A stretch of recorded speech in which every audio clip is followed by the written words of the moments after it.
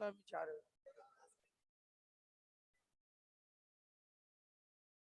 अरे आज ही आधे घंटे में खत्म।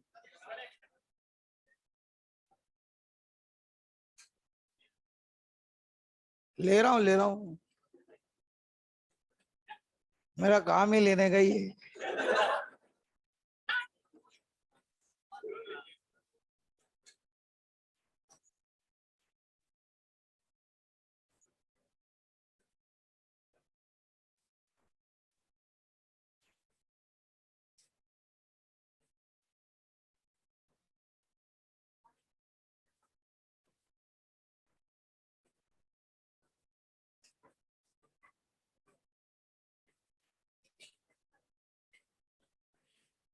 हाँ, ऑडियो वीडियो क्लियर है। लोकेश कुमार,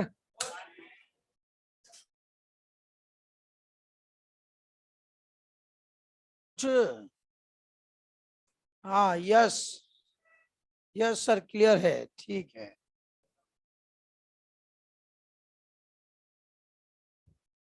हाँ, कहाँ तक पढ़ लिया था अपन ने? आइडल बैक बॉडी के प्रॉपर्टीज अपन लिख ली थी। हेडिंग डालो, Prevost law of heat exchange. Prevost, PREVOST, Prevost law of heat exchange. Prevost law of heat exchange. हाँ बेटा हूं। Prevost law of heat exchange क्या है? लिखो इसमें इसकी डेफिनेशन क्या है। According to this law, according to this law,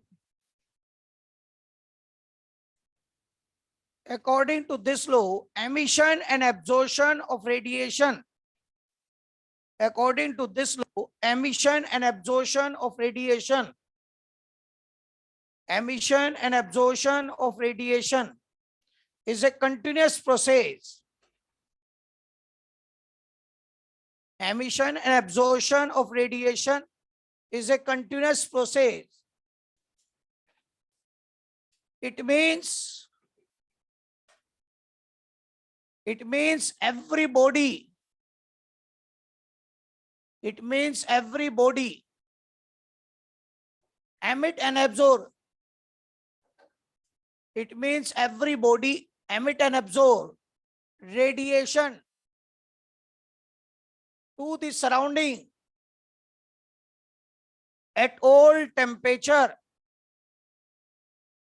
It means every body emit and absorb radiation to the surrounding at all temperature. At all temperature. Bracket में निकले accept 0 kelvin, accept 0 kelvin. हाँ बेटा हूं। Prevost ने बोला कि body का temperature surrounding से कम हो, TB is the body temperature और TS is the surrounding temperature. बेटा मान लो ये आइस पीस है और मैंने इसको टच किया, तो अगर बॉडी मुझे मानते हो तो ये मेरे लिए कोल्ड सराउंडिंग, और बॉडी अगर इसको मानते हो तो मैं इसके लिए हॉट सराउंडिंग हो गया। तो सराउंडिंग का मतलब जो बॉडी के कांटेक्ट में वो सराउंडिंग, सराउंडिंग का मतलब एनवायरनमेंट नहीं, जो कांटेक्ट में है। बॉडी का टेम्परेचर टीबी, सराउंडिंग का टीएस। बॉडी का टेम्परेचर सराउंडिंग से ज्यादा हो, चाहे बॉडी का टेम्परेचर सराउंडिंग से कम हो, चाहे बॉडी का टेम्परेचर सराउंडिंग के इक्वल हो। प्रीवोस्ट ने बोला बॉडी सराउंडिंग को रेडिएशन एनर्जी एमिट भी करती है और एब्जॉर्ब भी करती है। एमिशन एब्जॉर्प्शन एक कंटिन्यूअस प्रोसेस है जो हर टेम्परेचर पे होता है, चाहे बॉडी का टेम्परेचर सराउंडिंग से ज्यादा हो, कम हो या इक्वल हो। ध्यान दो, यानी मैं यहां डायग्राम से शो करूं, कहने का मतलब बॉडी सराउंडिंग को रेडिएशन एनर्जी एमिट करती है, हर टेम्परेचर पे एमिट करती है, चाहे बॉडी का टेम्परेचर सराउंडिंग से कम ही क्यों ना हो, वो रेडिएशन एमिट करेगी। और सराउंडिंग से रेडिएशन एब्जॉर्ब भी करती है, यानी एमिशन एब्जॉर्प्शन हर टेम्परेचर पे होता है, चाहे बॉडी का टेम्परेचर सराउंडिंग से कम हो या ज्यादा हो या बराबर हो। अब सुनो, मैं एक एग्जांपल दूं।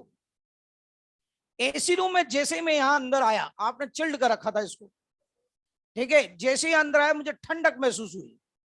कैसे ठंडक महसूस हुई? क्योंकि मेरी बॉडी का टेम्परेचर था 37 डिग्री सेल्सियस और रूम का टेम्परेचर है यहां पर है 20 डिग्री सेल्सियस। तो ओवरऑल 37, हर बॉडी अपने टेम्परेचर की 4th पावर के प्रोपोर्शनल रेडिएशन एनर्जी एमिट करती है। मेरा टेम्परेचर 37 यानी केल्विन में 310, तो बेटा मैं 310 की पावर 4 के प्रोपोर्शनल रेडिएशन एनर्जी एमिट कर रहा था, यानी मैं 10 जूल एनर्जी मान लो एमिट कर रहा था। पर रूम का टेम्परेचर 20 डिग्री सेल्सियस, केल्विन में 293 और 293 की पावर 4 के proportional room air radiation energy emit करती।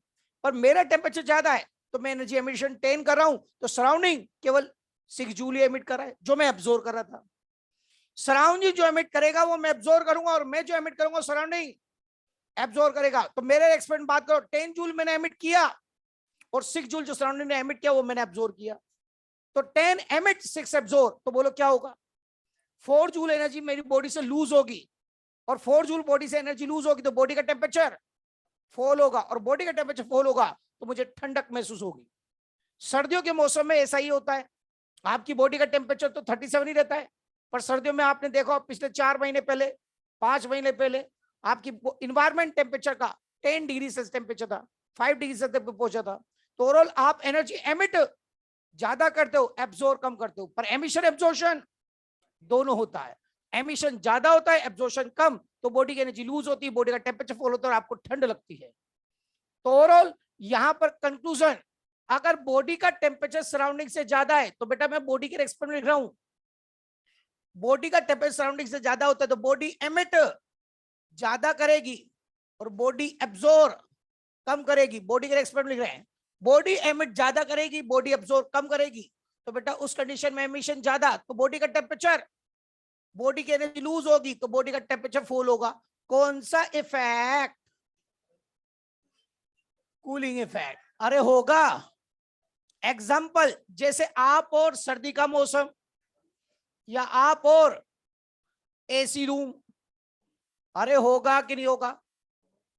तो ओवरऑल एसी रूम में आप बैठे हो तो आप एनर्जी एमिट ज्यादा करते हो, एब्जॉर्ब कम करते हो, और एमिट ज्यादा करते हो आपकी बॉडी की एनर्जी लूज होती है, बॉडी का टेम्परेचर फॉल होता है, आपको ठंड लगती है। बॉडी का टेम्परेचर कम है, सराउंडिंग ज्यादा है, तो बेटा मान लो कोई फर्नेस जल रही है, भट्टी जल रही है और भट्टी के आसपास का एनवायरमेंट टेम्परेचर 60 डिग्री सेल्सियस, ऐसे कमरे में मैं चला जाऊं जहां भट्टी जल रही है 60 डिग्री सराउंडिंग में, तो बेटा मेरा बॉडी का टेम्परेचर 37 है, सराउंडिंग का टेम्परेचर 60 है, तो 37 मतलब 310 के रेस्पेक्ट में एनर्जी 10 जूल एमिट करूंगा। पर सराउंडिंग 60 डिग्री सेल्सियस का वो एमिट 10 से ज्यादा करेगा, मान लो उसने 16 जूल एमिट किया, वो मैं एब्जॉर्ब करूंगा। सराउंडिंग ने 16 एमिट किया जो मैंने एब्जॉर्ब किया, और 10 मैंने अपने टेम्परेचर के उसमें एमिट किया, तो 10 एमिट 16 एब्जॉर्ब, तो बोलो बेटा क्या होगा? 6 जूल एनर्जी बॉडी में बढ़ेगी, और बॉडी में 6 जूल एनर्जी बढ़ेगी तो बॉडी का टेम्परेचर बढ़ेगा, और बॉडी का टेम्परेचर बढ़ेगा तो मुझे गर्मी लगेगी, पसीना आएंगे। अरे होगा कि नहीं होगा? तो बेटा गर्मियों के मौसम में अभी ऐसा ही हो रहा है, आप जब आते हो दोपहर में तो आपकी बॉडी का टेम्परेचर 37 होता है और एनवायरमेंट टेम्परेचर चल रहा है अभी 48 डिग्री सेल्सियस, 48 डिग्री सेल्सियस, तो आप एनर्जी एमिट 37 के कॉरस्पॉन्डिंग कम करते हो और सराउंडिंग 48 के कॉरस्पॉन्डिंग जो एमिट करता है वो आप एब्जॉर्ब करते हो। आप एब्जॉर्ब ज्यादा करते हो तो आपकी बॉडी में एनर्जी बढ़ती है, बॉडी का टेम्परेचर बढ़ता है, तो घर से यहाँ तक आने पसीने आ जाते हैं आपके। तो ओवरऑल एब्जॉर्प्शन ज्यादा, एमिशन कम, पर होता दोनों है। तो बेटा बॉडी का टेम्परेचर कम, सराउंडिंग ज्यादा, तो बॉडी एमिट कम करेगी और एब्जॉर्ब ज्यादा करेगी, और एब्जॉर्ब ज्यादा करेगी तो बॉडी का टेम्परेचर बढ़ेगा, हीटिंग इफेक्ट, एनर्जी बढ़ेगी, टेम्परेचर बढ़ेगा। कौन सा इफेक्ट? Heating effect. अरे है ना। एग्जाम्पल, आप और गर्मी का मौसम या आप और जलती भट्टी, हाँ जलती भट्टी, बेटा ये एमिशन एब्जॉर्प्शन हो क्यों रहा है? ये एमिशन एब्जॉर्प्शन हो क्यों रहा है? दोनों का टेम्परेचर सेम बनाने के लिए। क्या बॉडी और सराउंडिंग का टेम्परेचर सेम हो जाए तो क्या एमिशन एब्जॉर्प्शन बंद हो जाएगा? बॉडी का टेम्परेचर 37, सराउंडिंग में 37, तो उस कंडीशन जितना एमिट करेगा उतना ही सराउंडिंग में एमिट करेगा, वो बॉडी एब्जॉर्ब कर लेगी। मतलब 10 जूल एमिट 10 जूल एब्जॉर्ब, तो उस कंडीशन में जितना एमिट करेगा उतना ही एब्जॉर्ब कर लेगा, और एब्जॉर्ब करेगा तो no gain no loss, temperature of the body remain constant, और temperature body constant it's mean the no effect, कोई इफेक्ट नहीं होगा। एग्जाम्पल, एग्जाम्पल आप और हम सब, आप जो एमिट करें वो हम सब एब्जॉर्ब करें, आप जो एमिट करें वो हम सब एब्जॉर्ब करें, और हम सब जो एमिट करें वो आप एब्जॉर्ब करो। एमिशन एब्जॉर्प्शन कंटीन्यूअस प्रोसेस है, हमेशा चलता रहता है। तो बेटा इसमें ध्यान रखना कि बॉडी का टेम्परेचर कम हो ज्यादा हो चाहे इक्वल हो, बॉडी हमेशा एनर्जी एमिट सराउंडिंग करती रहती है और एब्जॉर्ब कभी करती रहती है। अब इसमें क्वेश्चन आता है, एसी रूम में ठंडक लगना कौन से लो को रिप्रेजेंट करता है? प्रियोस लो को। अरे है ना, सर्दियों में हम एनर्जी एमिट, एक बार सेशन आया था, सर्दियों में रेडिएशन एनर्जी एमिट ही करते हैं, और गर्मियों में रेडिएशन एनर्जी एब्जॉर्ब ही करते हैं। गलत है ना, ये सेशन आया हुआ था पहले। जो इस बातों को ध्यान रखना, ये पीओस नोट कर लो जल्दी से।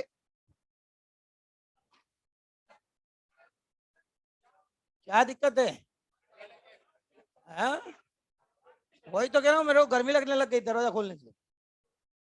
हाँ, गर्मी लगने लगी, जब तो लगाया मैंने दरवाजा। जल्दी से जल्दी से।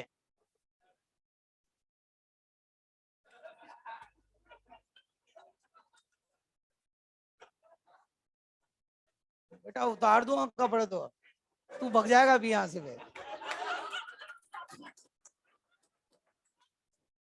हाँ, डर जाएगा, इसलिए तो कह रहा हूँ, डर के भग जाएगा। चलो चलो जल्दी से।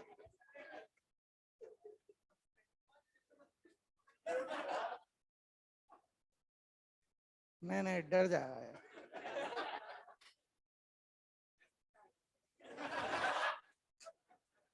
ये लिख, वही तो रहस्य है। चलो चलो, रहस्य वही है, कैसे डरेगा? अरे हो गया क्या? हाँ, क्लास 2 घंटे तुम्हारे हंसाने के लिए ले ली मैंने। चलो, किरचॉफ्स लॉ। हाँ लूंगा उस दिन।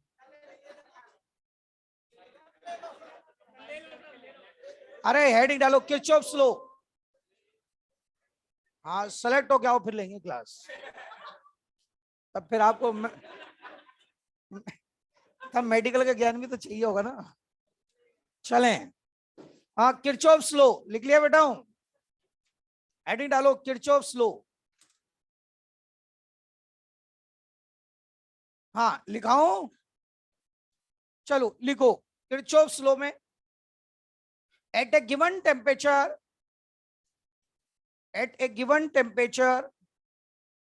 ratio of, at a given temperature ratio of spectral emissive power, at a given temperature ratio of spectral emissive power to the spectral absorptive power, to the spectral absorptive power of all bodies, is remain constant at a given temperature ratio of spectral emissive power to the spectral absorptive power of all bodies is remain constant, of all bodies is remain constant, and this ratio is equal to,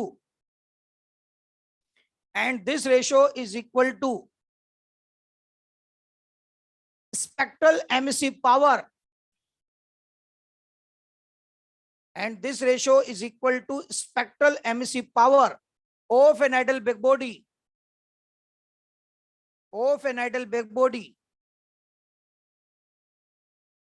at identical condition,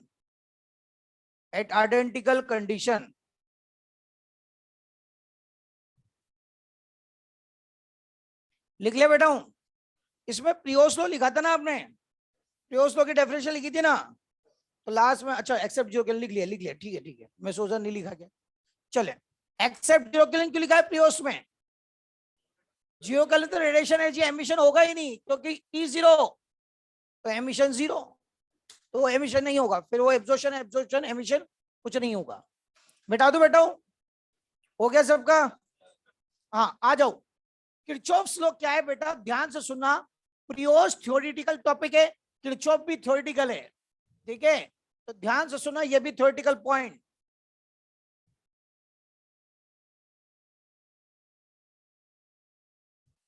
ध्यान दे बेटा, Kirchhoff ने बोला मान लो इस room में हम सब body, इस रूम में हम सब बॉडी कौन?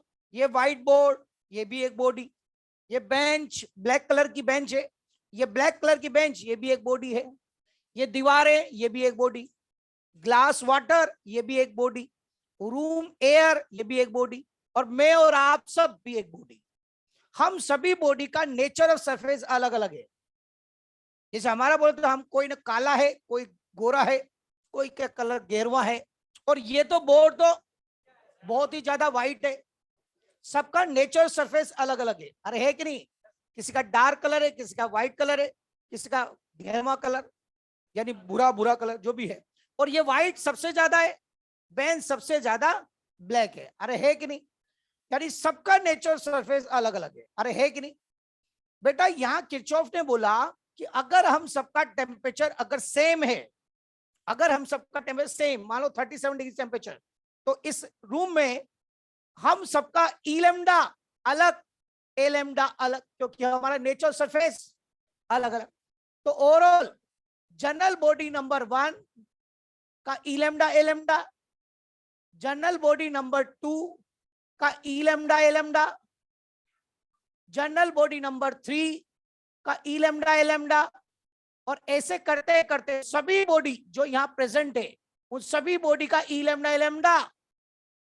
आइडल बैक बॉडी का ई लैम्डा, मतलब मान लो ये आइडल बैक बॉडी है, तो इसका ई लैम्डा और इसका ए लैम्डा सभी का रेशो कांस्टेंट होगा, अरे है ना? एट ए गिवन टेम्परेचर, मतलब कांस्टेंट टेम्परेचर पर, गिवन टेम्परेचर पर सबका ई लैम्डा ए लैम्डा अलग अलग, क्योंकि सबका नेचर सरफेस अलग अलग, परंतु ई लैम्डा ए लैम्डा का रेशो सबका कांस्टेंट होगा, सेम होगा, ये किरचॉफ ने बोला। अब बेटा एक बात बताओ, ये तो क्या किसके लिए? ये सब जनरल बॉडी के लिए, तो जनरल बॉडी का ई लैम्डा ए लैम्डा, अरे है कि नहीं? ये तो किसका है? जनरल बॉडी का। परंतु आइडल बैक बॉडी में ई लैम्डा और नीचे ए लैम्डा, परंतु बेटा आइडल बैक बॉडी का ए लैम्डा तो 1 होता है, याद है कि नहीं है? आइडल बैक बॉडी की एब्जॉर्प्टिव पावर 1 और स्पेक्ट्रल एब्जॉर्प्टिव पावर भी 1 होती है, और एक और याद करो एमिसिविटी, 3 फ्रैक्शन देना, ए लैम्डा और ई आर भी फ्रैक्शन, वो भी 1 होता था।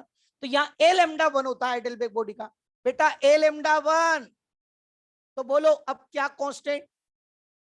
यहां ये constant for ideal black body, पर कंडीशन क्या है कि टेम्परेचर कांस्टेंट हो, at a given temperature temperature constant हो।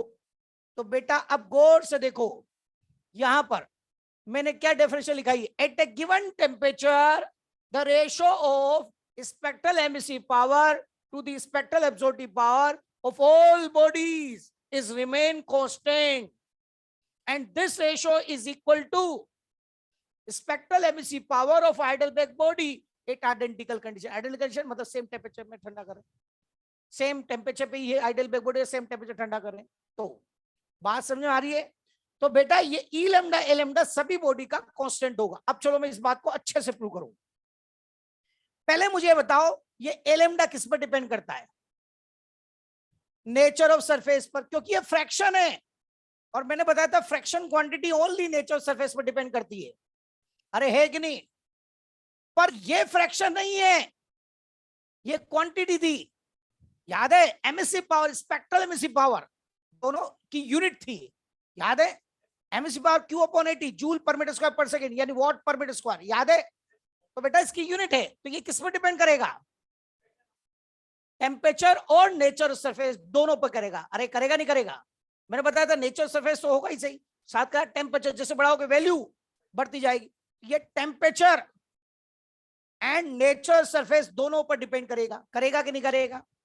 और बेटा टेम्परेचर तो हम सबका क्या है, सेम है, कांस्टेंट है, तो बेटा टेम्परेचर का रोल तो हट गया, क्योंकि टेम्परेचर हम सबका सेम है, टेम्परेचर का रोल नहीं है, टेम्परेचर हम सबका सेम है। तो अब बचा क्या, ये भी नेचुरल सरफेस, ये भी नेचुरल सरफेस। तो किरचॉफ ने बोला कि जिसका ई लैम्डा ज्यादा होगा उसका ए लैम्डा ज्यादा होगा, और ज्यादा का रेशो भी वही आएगा, और किसी का ई लैम्डा कम होगा तो ए लैम्डा कम होगा, कम का रेशो भी वही आएगा। ये किरचॉफ, ओवरऑल रेशो वैल्यू हमेशा कांस्टेंट होगी। चलो मैं और अच्छे से एक्सप्लेन करूं, देखो मान लो मैं 3 बॉडी लूं, ये है आइडल ब्लैक बॉडी, अरे है ना, मैं ब्लैक बॉडी और ये व्हाइट बॉडी, हम 3 बॉडी है ना बेटा, आइडल ब्लैक बॉडी और ये व्हाइट बॉडी। बेटा एक बात बताओ, आइडल ब्लैक बॉडी में और हम तीनों 37 डिग्री टेम्परेचर पे, अब इस आइडल ब्लैक बॉडी के यूनिट एरिया से यूनिट टाइम में किसी पर्टिकुलर लैम्डा एंगस्ट्रॉम, लैम्डा मान लो 10,000 एंगस्ट्रॉम जो इंफ्रारेड में आता है, पर्टिकुलर 10,000 एंगस्ट्रॉम की 100 जूल एनर्जी एमिट करता है। आइडल ब्लैक बॉडी के यूनिट ऐसे यूनिट टाइम में पर्टिकुलर 10,000 एंगस्ट्रॉम की 100 जूल एनर्जी एमिट की, तो इसकी spectral absorptive power, spectral emissive power 100 watt पर मीटर स्क्वायर पर एंगस्ट्रॉम। अरे होगी कि नहीं होगी, तो बेटा इसकी स्पेक्ट्रल एमिसिव पावर 100 वाट पर मीटर स्क्वायर पर सेकंड। सेम 37 टेम्परेचर जो ये है वैसे 37 में भी हूं, उसी सराउंडिंग में इसको रखा है, उसी सराउंडिंग मुझे भी रखा जाए, मान लो बर्फीले कमरे में रख दिया जाए, तो ये 100 जूल एनर्जी एमिट करती है, मैं कितना करूंगा 100 से कम, अरे होगा कि नहीं होगा। मान लो मैं 80 जूल एमिट करता हूं, तो बेटा ये वैल्यू कम क्यों हुई, क्योंकि इसकी नेचुरल सरफेस वेरी गुड, मेरी नेचुरल सरफेस ओनली गुड है, अरे है कि नहीं। और ये तो बैड सरफेस है, वाइड सरफेस बैड सरफेस, तो बेटा इसका एमिशन कितना होगा, सेम बर्फीले कमरे में 20 होगा। तो बेटा ऊपर वाली वैल्यू वेरी क्यों कर रही है, नेचुरल सरफेस, क्योंकि E lambda depends on natural surface, तो नेचुरल सरफेस इसकी वेरी गुड तो 100, मेरी गुड तो 80, और ये बैड तो 20। अब आ जाओ ए लैम्डा क्या होगा, आइडल ब्लैक बॉडी का ए लैम्डा। अब आप एक बार बताओ, इसकी नेचुरल सरफेस जब 100 है तो मेरी नेचुरल सरफेस 80 है, पर इसकी जब नेचुरल सरफेस 1 हो जाएगी तो मेरी कितनी होगी 0.8। तो ऊपर वाली वैल्यू नेचुरल सरफेस पर डिपेंड करती है, तो जिस रेट से ऊपर वाली वैल्यू करेगी वेरी करेगी, नीचे वाली वैल्यू भी उसी रेट से वेरी करेगी, क्योंकि नीचे भी ये भी नेचुरल सरफेस पर डिपेंड करती है। और ओवरऑल जब इसकी नेचुरल सरफेस 1 है तो फिर इनकी नेचुरल सरफेस 0.2, तो इसकी वैल्यू भी उसी रेट से वेरी करेगी। तो ऊपर वाली वैल्यू जिस रेट से वेरी करती है, नीचे वाली वैल्यू भी उसी रेट से वेरी करेगी, तो ओवरऑल ये रेशो 100, ये रेशो, तो ओवरऑल ये रेशो भी 100, अरे होगा कि नहीं होगा। तो बेटा ये बैड सरफेस और बैड सरफेस, तो इसका ई लैम्डा कम तो ए लैम्डा भी कम, पर कम का रेशो भी, और मैं गुड सरफेस तो बेटा ई लैम्डा ज्यादा ए लैम्डा ज्यादा का रेशो भी वही आ रहा है, और वो किसके इक्वल आ रहा है, आइडल ब्लैक बॉडी की स्पेक्ट्रल एमिसिव पावर की इक्वल आ रहा है। तो ई लैम्डा ए लैम्डा का रेशो कांस्टेंट होता है हर नेचुरल सरफेस के लिए एट ए गिवन टेम्परेचर पर, और वो रेशो आइडल ब्लैक बॉडी की स्पेक्ट्रल एमिसिव पावर के इक्वल होता है, अरे है ना। तो यहां ये कंक्लूजन निकल के आया। अब इससे एक रिजल्ट निकल के आया, ध्यान से सुना, किरचॉफ ने तो ये थ्योरेटिकल समझाया, उसके बाद क्या रिजल्ट निकल के आया देखो, कि ई लैम्डा ए लैम्डा का रेशो कांस्टेंट है। अब ए लैम्डा ऊपर ले जाऊं तो इससे एक रिजल्ट निकला, A lambda directly proportional to E lambda. तो किरचॉफ ने बोला इसका मतलब जो अच्छा एब्जॉर्वर होगा किसी पर्टिकुलर लैम्डा एंगस्ट्रॉम के लिए, तो उस लैम्डा एंगस्ट्रॉम के लिए वो अच्छा, पर absorber at the low temperature, body का टेम्परेचर लो होगा तब वो एब्जॉर्वर होगा, एब्जॉर्वर की तरह बिहेव करेगा। और एमिटर कब होगा, एट द हाई टेम्परेचर, जब बॉडी का टेम्परेचर हाई होगा तो एमिटर की तरफ बिहेव करेगा, अरे है ना। जैसे काला तवा, मम्मी का काला तवा, सोर्स के एक्सपेक्ट में लो टेम्परेचर होता है उसका, और सोर्स के एक्सपेक्ट लो टेम्परेचर तो गुड एब्जॉर्व की तरफ बिहेव करता है, सॉरी वैलेंस रेडिएशन एब्जॉर्व कर लेता है। और चपाती के एक्सपेक्ट में उसी टेम्परेचर, काला तवा चपाती के एक्सपेक्ट में हाई टेम्परेचर गुड एमिटर बन जाता है, जो वैलेंस रेडिएशन उस सोर्स से एब्जॉर्व किए वो सारी रेडिएशन चपाती को ट्रांसफर कर देता है, चपाती जल्दी सिकती है, अरे है कि नहीं। तो overall good absorber is a good emitter. अब क्वेश्चन आता है A body absorb lambda 1, lambda 2, lambda 3, lambda 4 angstrom wavelength. Then which radiation it can emit? A body absorb lambda 1, lambda 2, lambda 3, lambda 4 angstrom wavelength. Which wavelength can it emit? वही सारी जो उसने absorb किया lambda 1, lambda 2, lambda 3, lambda 4 की, वही सारी lambda 1, lambda 2, lambda 3, lambda 4 की वो एमिट कर सकेगी। अरे है ना, क्योंकि जिनके लिए अच्छी एब्जॉर्बर है उन्हीं के लिए अच्छी एमिटर होगी। अरे होगी कि नहीं होगी? तो यहां कंक्लूजन रिजल्ट निकल के क्या आया? ध्यान दो कि good absorber is good emitter. अरे है ना, और bad absorber is bad emitter. अरे है ना, हाँ बेटा, ये गुड और बैड तो नेचर सरफेस को डिनोट करती है। ये तो नेचर सरफेस के रेस्पेक्ट में गुड बैड। एब्जॉर्बर कब होगा? वो बॉडी एब्जॉर्बर कब होगी? जब उसका टेम्परेचर सराउंडिंग के रेस्पेक्ट में लो टेम्परेचर हो, तो सराउंडिंग के लिए वो एब्जॉर्बर होगी। पर अगर बॉडी का टेम्परेचर सराउंडिंग के रेस्पेक्ट में हाई है, तो उस सराउंडिंग के लिए वो एमिटर बन जाएगी। अरे है ना, चले नोट करो जल्दी से।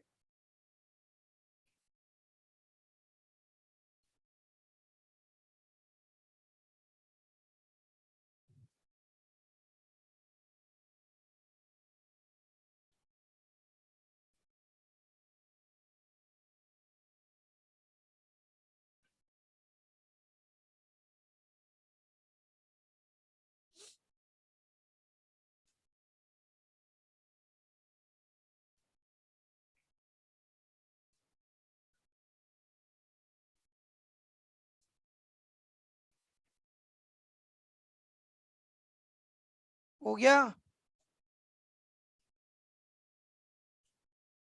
जल्दी लिखो रे।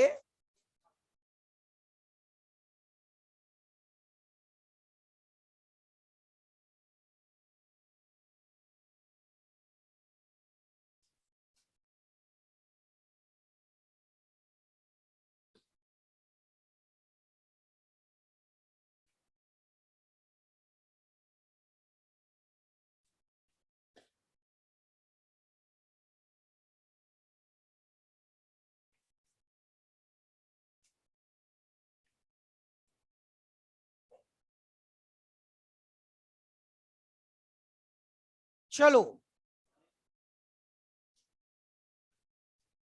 किस सरफेस को गुड कहें, किसको बैड कहें? यहाँ नोज नेचर ऑफ सरफेस, और नेचर सरफेस कब गुड कहलाएगी, कब बैड कहलाएगी?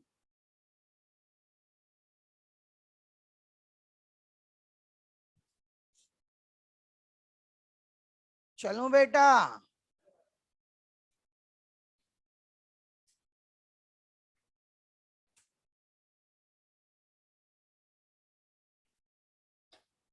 चलें। हाँ लिखो, गुड के आगे लिखो।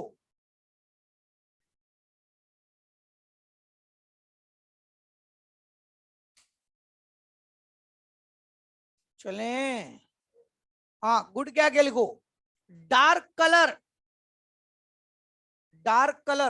गुड के आगे लिखे बेटा। लाइट ब्लू और डार्क ब्लू कौन ज्यादा अच्छा एब्जॉर्वर होगा? इसलिए बोलते हैं डार्क कलर के कपड़े गर्मियों में नहीं पहनने चाहिए, क्योंकि वो गुड एब्जॉर्व होते हैं। ज्यादा रेडिएशन एब्जॉर्व करेंगे तो गर्मी ज्यादा लगेगी। अरे है कि नहीं? तो dark is a good absorber. Oblique करके इसी के आगे लिखो ब्लैक कलर। अगर डार्क में भी अगर ब्लैक डार्क है तो और ज्यादा गुड होगा, नहीं होगा? ब्लैक कलर लिख लिया। ऑब्लिक रफ सरफेस, और ज्यादा गुड। बेटा रफ सरफेस में क्या होता है, खड्डे होते हैं ऐसे कर्व शेप में, है ना? कर्व शेप के ऐसे गड्ढे होंगे, तो रेडिएशन जो आती है ना, वो आके यहाँ कुछ एब्जॉर्ब होगी और कुछ रिफ्लेक्ट होगी। पर जो रिफ्लेक्ट होगी वो वापस यहाँ टकरा जाएगी, तो फिर थोड़ी और एब्जॉर्ब हो जाएगी, फिर रिफ्लेक्ट होगी। रिफ्लेक्ट होने के बाद फिर उस रिफ्लेक्ट में से फिर एब्जॉर्ब हो जाएगी और फिर बाहर निकलेगी। तो ओवरऑल कर्व शेप में होने की वजह से रेडिएशन वहीं एक दो बार गिरेगी फिर बाहर निकलेगी, इसलिए एब्जॉर्प्शन रफ सरफेस में ज्यादा होता है, इसलिए रफ सरफेस इज गुड। जबकि स्मूथ सरफेस होगी तो रेडिएशन एक बार आएगी और एक बार टकरा के वापस चली जाएगी, यानी रिफ्लेक्शन एब्जॉर्प्शन एक ही बार होगा। ठीक है, तो ओवरऑल यहां condition rough surface is good. Oblique करके एक और लिखो, थिक पेंटेड, थिक पेंटेड मोटा पेंट किया हुआ है, थिक पेंटेड। बेटा मोटा पेंट किया है तो और गुड होगा, अरे है कि नहीं? तो डार्क कलर और डार्क कलर में ब्लैक डार्क हो तो और गुड, और रफ हो तो और गुड, और थिक पेंटेड हो तो और ज्यादा गुड होगा। आ जाओ, बैड सरफेस किसको कहें? लिखो ब्राइट कलर, बैड में लिखे ब्राइट कलर, चमकीला कलर है, ब्राइट कलर रिफ्लेक्ट ज्यादा करेगा, एब्जॉर्ब कम करेगा, तो बैड एब्जॉर्बर।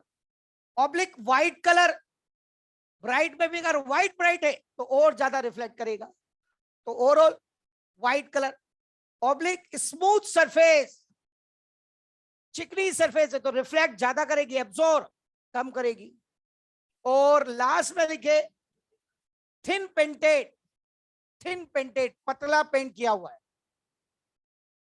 थिन पेंटेड लिख ले बेटा। तो गुड और बैड किसको कहेंगे ये मैंने आपको अच्छे से लिखा दिया। अब कुछ एग्जाम्पल जो प्रीवियस ईयर में आ चुके हैं लिखो। एग्जाम्पल फर्स्ट लिखाऊं? हाँ लिखो। In desert area, in desert area days are hot and nights are cool. In desert area days are hot and nights are cool. In desert area days are hot and nights are cool. अरे है ना बेटा, desert area में sand होती है, sand को हाथ में लो और ऐसे करो, कैसा लगेगा? रफ। अरे है कि नहीं? और रफ है तो रफ तो गुड की बैड? वो गुड है, अरे है कि नहीं? अब आ जाओ, दिन के समय सन रेडिएशन के रेस्पेक्ट में सैंड लो टेम्परेचर पे होगी, दिन के समय सन रेडिएशन के रेस्पेक्ट सैंड क्या होगी? लो टेम्परेचर पे। तो सन रेडिएशन के रेस्पेक्ट में उसका टेम्परेचर कम ही होगा, तो वो गुड एब्जॉर्बर की तरह बिहेव करेगी उन सन रेडिएशन के लिए, और गुड एब्जॉर्बर की तरह बिहेव करेगी तो गिरने वाली सारी सन रेडिएशन को एब्जॉर्ब कर लेगी, और सन रेडिएशन को एब्जॉर्ब कर लेगी तो सैंड गर्म, इन्वायरमेंट गर्म रहेगा दिन में। अरे होगा कि नहीं होगा? रात में सन गया और सन गया, सैंड सराउंडिंग के रेस्पेक्ट में हाई टेम्परेचर पे, और हाई टेम्परेचर तो गुड एमिटर बन जाएगी। जो वेवलेंथ रेडिएशन उसने दिन में एब्जॉर्ब किए सन से, वो सारी रेडिएशन वो रात में एमिट कर देगी, और एमिट कर देगी तो वो रेडिएशन कन्वेक्शन से वो तो बहुत हाइट पे चल जाएंगी। अब सैंड ठंडी तो रात में इन्वायरमेंट ठंडा हो जाएगा। अरे है कि नहीं? तो दिन के समय गर्मी और रात के समय ठंड पड़ती है, क्योंकि sand is a good. Next, second example, mud house are cooler in summer. Mud house are cooler in summer and warmer in winter. Mud house are cooler in summer and warmer in winter. Mud house are cooler in summer and warmer in winter. लिख लिया मेरे बेटा? मिट्टी के घर गर्मियों में ठंडे और सर्दियों में गर्म रहते, क्यों? बेटा मिट्टी जो होती है ना, मिट्टी वो एक तरह से बोले उसके पार्टिकल्स जो होते हैं, मिट्टी के पार्टिकल, उनके बीच में एयर होती है। क्या होती है? एयर। जैसे मिट्टी का घड़ा बनाया जाता है तो जो एयर होती है ना बीच में, वो एज ए पोर की फॉर्म बना देती है, इसलिए मिट्टी के घड़े में पोर होते हैं, छोटे छोटे से पोर। वो एयर ट्रैप जो अंदर हो रही है वो पोर बना देती है, जिसकी वजह से फिर पानी, अंदर का पानी रिसिस्ट करके बाहर की सरफेस पे आता है, और बाहर फिर मैंने बताया था पहले इवेपोराइजेशन होता है। इवेपोरेशन कूलिंग इफेक्ट है, तो बाहर की सरफेस ठंडी होगी तो अंदर का पानी ठंडा हो जाता है। तो बेटा मिट्टी की जो पार्टिकल होती है उनके बीच में एयर होती है। जब मिट्टी की दीवारें बनाई जाती है तो ओवरऑल उन पार्टिकल के बीच में एयर एज इट इज बनी रहती है, और एयर एक अच्छा इंसुलेटर है। Air is a bad conductor, तो अंदर हीट को बाहर, बाहर हीट को अंदर कंडक्ट नहीं होने देता। जबकि ये जो हार्ड दीवारें, ये कंक्रीट की दीवारें, ये तो सॉलिड है, इनमें कोई एयर वगैरह नहीं है। इसलिए ओवरऑल साउथ फेसिंग जो मकान होते हैं वो अभी गर्मियों में भयंकर तपते हैं, उनमें गर्मी ज्यादा लगती है जो साउथ फेसिंग मकान है, क्योंकि दिन भर रेडिएशन, सन रेडिएशन गिरती है तो गर्म ज्यादा हो जाते हैं। कंक्रीट मकानों में रेडिएशन अंदर चल जाती है, गर्म हो जाती है। अब यहाँ पर मिट्टी की जो दीवारें हैं वो बीच में एयर होने से अच्छे इंसुलेटर की तरह काम करती है, यानी बैड एब्जॉर्बर बैड एमिटर की तरह बिहेव करती है। तो गर्मी में भयंकर गर्मी पड़ रही है बाहर और मिट्टी का घर ठंडा है अंदर से, तो क्या होगा, वो लो टेम्परेचर पे है तो बैड एब्जॉर्बर की तरह बिहेव करेगा, बाहर की हीट को अंदर एब्जॉर्ब नहीं होने देगा, और बाहर की हीट अंदर एब्जॉर्ब नहीं होगी तो अंदर का ठंडा बना रहेगा गर्मियों में भी। अरे है कि नहीं? सर्दियों में बाहर कड़ाके की ठंड पड़ रही है, मिट्टी का घर अंदर से मान लो गर्म है, यानी मिट्टी का घर हाई टेम्परेचर पे बाहर के सराउंडिंग एक्सपर्ट में, तो बैड एमिटर की तरह बिहेव करेगा, अंदर की हीट को बाहर एमिट नहीं होने देगा, उसकी दीवारों में से हीट अंदर की हीट बाहर एमिट नहीं हो पाएगी, और अंदर की बाहर एमिट नहीं होगी तो अंदर से ठंडा गर्म का गर्म बना रहेगा। इंदौर में चौकी धानी है, जयपुर में भी है, उदयपुर में भी है।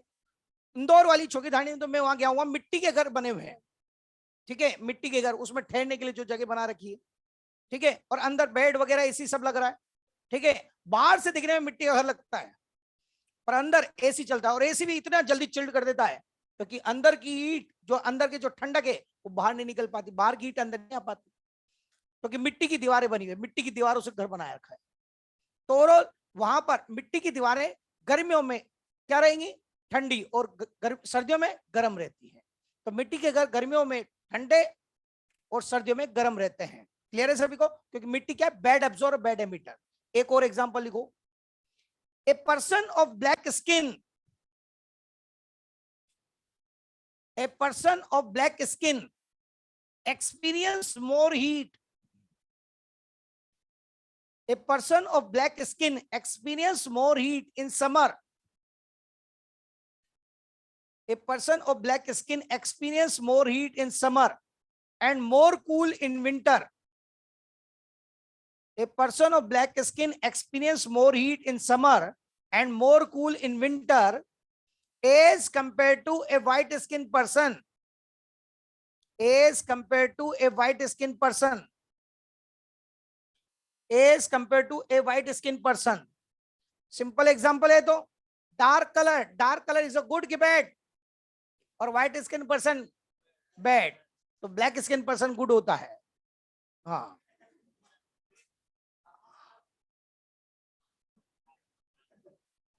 चले, मैं गुडू जब भी तो तुम पढ़ने आए हो, नहीं आए? चले आ जाओ, तो मुझे मत बताओ मैं क्या हूं, ठीक है, मुझे बता, आ जाओ आ जाओ।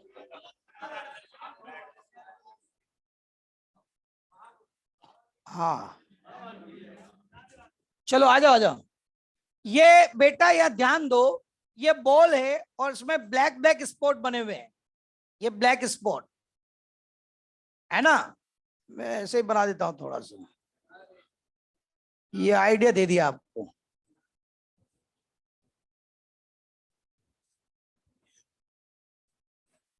सारे के सारे कॉमेडियन बनोगे तुम। हाँ।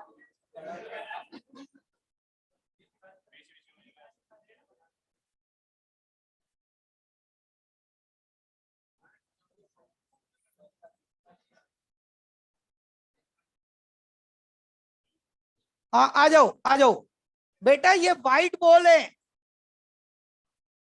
व्हाइट बॉल, और इस पर ब्लैक स्पॉट है ना बेटा, व्हाइट बॉल ब्लैक स्पॉट, ठीक है, इसको heated to very high temperature,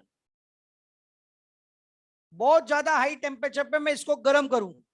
अरे है ना बेटा, अब एक बात बताओ, इस बॉल को जब मैं गर्म करूंगा तो बेटा ध्यान से सुनो, जो ब्लैक ब्लैक स्पॉट है वो सभी वेलेंथ की रेडिएशन एब्जॉर्ब कर लेंगे, ब्लैक ब्लैक जो स्पॉट है वो सभी वेलेंथ की रेडिएशन एब्जॉर्ब कर लेंगे, और सारी वेलेंथ की रेडिएशन एब्जॉर्ब कर लेंगे क्योंकि black is a good absorber, और व्हाइट व्हाइट जो पोर्शन है वो बहुत कम वेवलेंथ की रेडिएशन एब्जॉर्ब करेगा क्योंकि white is a bad absorber. अरे है कि नहीं, पक्की बात? अब बेटा इस गेंद को मैंने हाई टेम्परेचर पे गर्म किया, ब्लैक ने सभी वेवलेंथ की रेडिएशन एब्जॉर्ब कर ली, व्हाइट ने एब्जॉर्प्शन नहीं किया, अब गर्म करके अंधेरे कमरे में ले गया, इन ए डार्क रूम। आप बेटा ध्यान से सुनो, बेटा डार्क रूम में जब मैं इसको ले जाऊंगा तो ध्यान से सुनो, ब्लैक वाले पोर्शन ने सभी वेवलेंथ की रेडिएशन को एब्जॉर्ब किया है, तो ब्लैक वाला पोर्शन सभी वेवलेंथ रेडिएशन को एमिट भी करेगा, क्योंकि black is a good absorber, so also good emitter.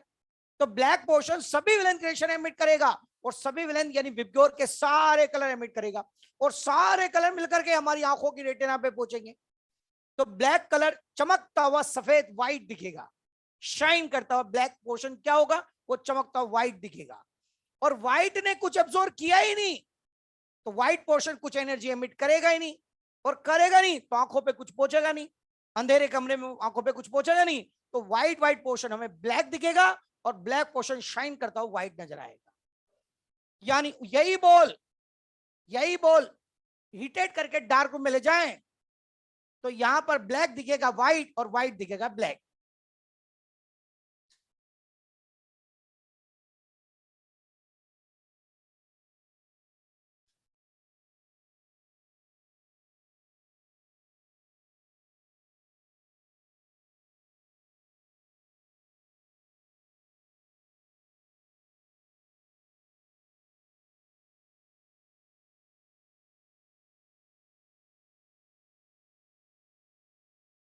हाँ बेटा, ये देखो ये बॉल, इसमें क्या है, ये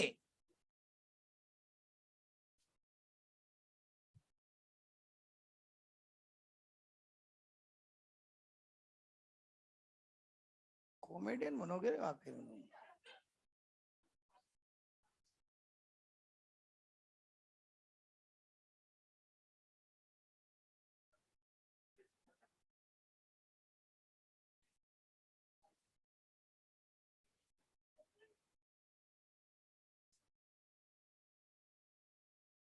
ये देखो, तो ब्लैक दिखेगा व्हाइट, और व्हाइट दिखेगा ब्लैक।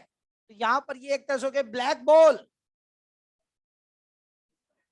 और व्हाइट स्पॉट। अरे है ना, तो कंडीशन ये हो जाएगी।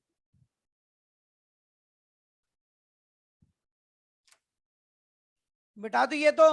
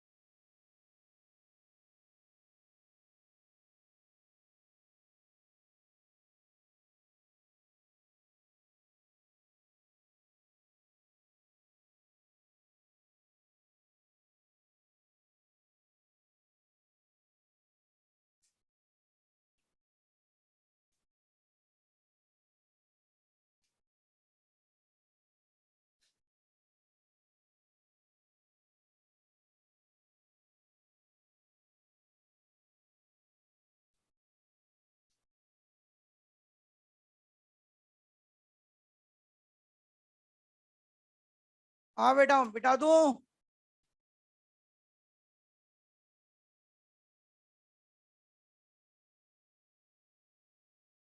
हो गया, जल्दी करो।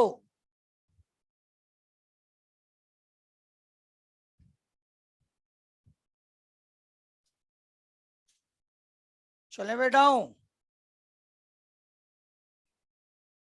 गर्म करते वक्त बस यहाँ ब्लैक ने ज्यादा रेडिएशन एब्जॉर्ब किया और सर्वेलेंस रेडिएशन एब्जॉर्ब की, तो वो गर्म करके अंदर मिले तो सारी रेडिएशन एमिट कर रही है, और सारी रेडिएशन मिलकर के व्हाइट बनाती है, आंखों पे पहुंचा है तो व्हाइट दिख रहा है। चलो मिटा दू ये। चले, अब इसमें बेटा एक एप्लीकेशन है फ्राउनहोफर्स लाइन। ये एक एप्लीकेशन और ध्यान से समझ लो और समझ लो, और ध्यान से सुनना, क्योंकि ये समझ में नहीं आएगी नहीं तो फिर, है ना। फ्राउनहोफर्स लाइन, देखो किरचॉफ की एप्लीकेशन क्या थी, गुड एब्जॉर्वर इज और बैड एब्जॉर्वर बैड एमिटर। अब ध्यान से सुनो, मैं आपको एक जनरल सी बात अगर मैं करूं, मान लो यहां दो बल्ब लगे हुए हैं ऊपर, एक मान लो 10,000 वाट का बल्ब है और एक 10 वाट का बल्ब है ना, और मैं बोलूं देखो बच्चों दोनों बल्ब जल रहे हैं, तो आप में से मुंह फट तो ही सही, आप में से तुरंत एक ने एक बोल जाएगा सर आप झूठ बोल रहे हो सर, ये 10,000 वाट का बल्ब तो जल रहा है, इसकी चमक हमें नजर आ रही है, पर वो 10 वाट का बल्ब नहीं जल रहा, उसका तो फिलामेंट ही नजर आ रहा है। उसका ग्लास भी नजर आ रहा है। ऑब्वियस बात है 10,000 की चमक इतनी ज्यादा होगी कि उसके सामने 10 वॉट के बल्ब की चमक नेग्लिजिबल होगी। अरे होगी कि नहीं होगी? और 10 वॉट की चमक बिल्कुल नेग्लिजिबल होगी तो दिखेगा ही नहीं, उसकी चमक दिखेगी नहीं, तो ओवरऑल आपको जलता हुआ दिखेगा ही नहीं। तो अगर दोनों बल्ब जल रहे हैं तो भी आप क्या कहोगे? नहीं सर 10,000 वॉट का जल रहा है, 10 वॉट का तो नहीं जल रहा। ये है केस फर्स्ट। मैं 2 केस बताने जा रहा हूं, ये केस फर्स्ट। अब सेकंड केस में मैं क्या करूंगा कि उस 10,000 वॉट के बल्ब को बंद कर दूंगा, और जैसे 10,000 वॉट का बल्ब बंद कर दूंगा तो आपको 10 वॉट का बल्ब चमकता हुआ नजर आ जाएगा। और 10 वॉट का बल्ब चमकता हुआ नजर आएगा तो फिर आप क्या बोलोगे? हाँ सर 10 वॉट का बल्ब भी जल रहा था, 10 वॉट का बल्ब भी जल रहा था। यह है केस सेकेंड। बात समझ में आ गई? तो यही 2 चीजें मैं समझाने जा रहा हूं, ध्यान से सुनना। अब यहां पर बेटा क्या है, देखो अर्थ का अंदर का पार्ट क्या कहलाता है? कोर। और कोर का टेम्परेचर बहुत ज्यादा होता है ना, वैसे कि वैसे सन के अंदर का पार्ट फोटोस्फेयर कहलाता है। क्या कहलाता है? फोटोस्फेयर।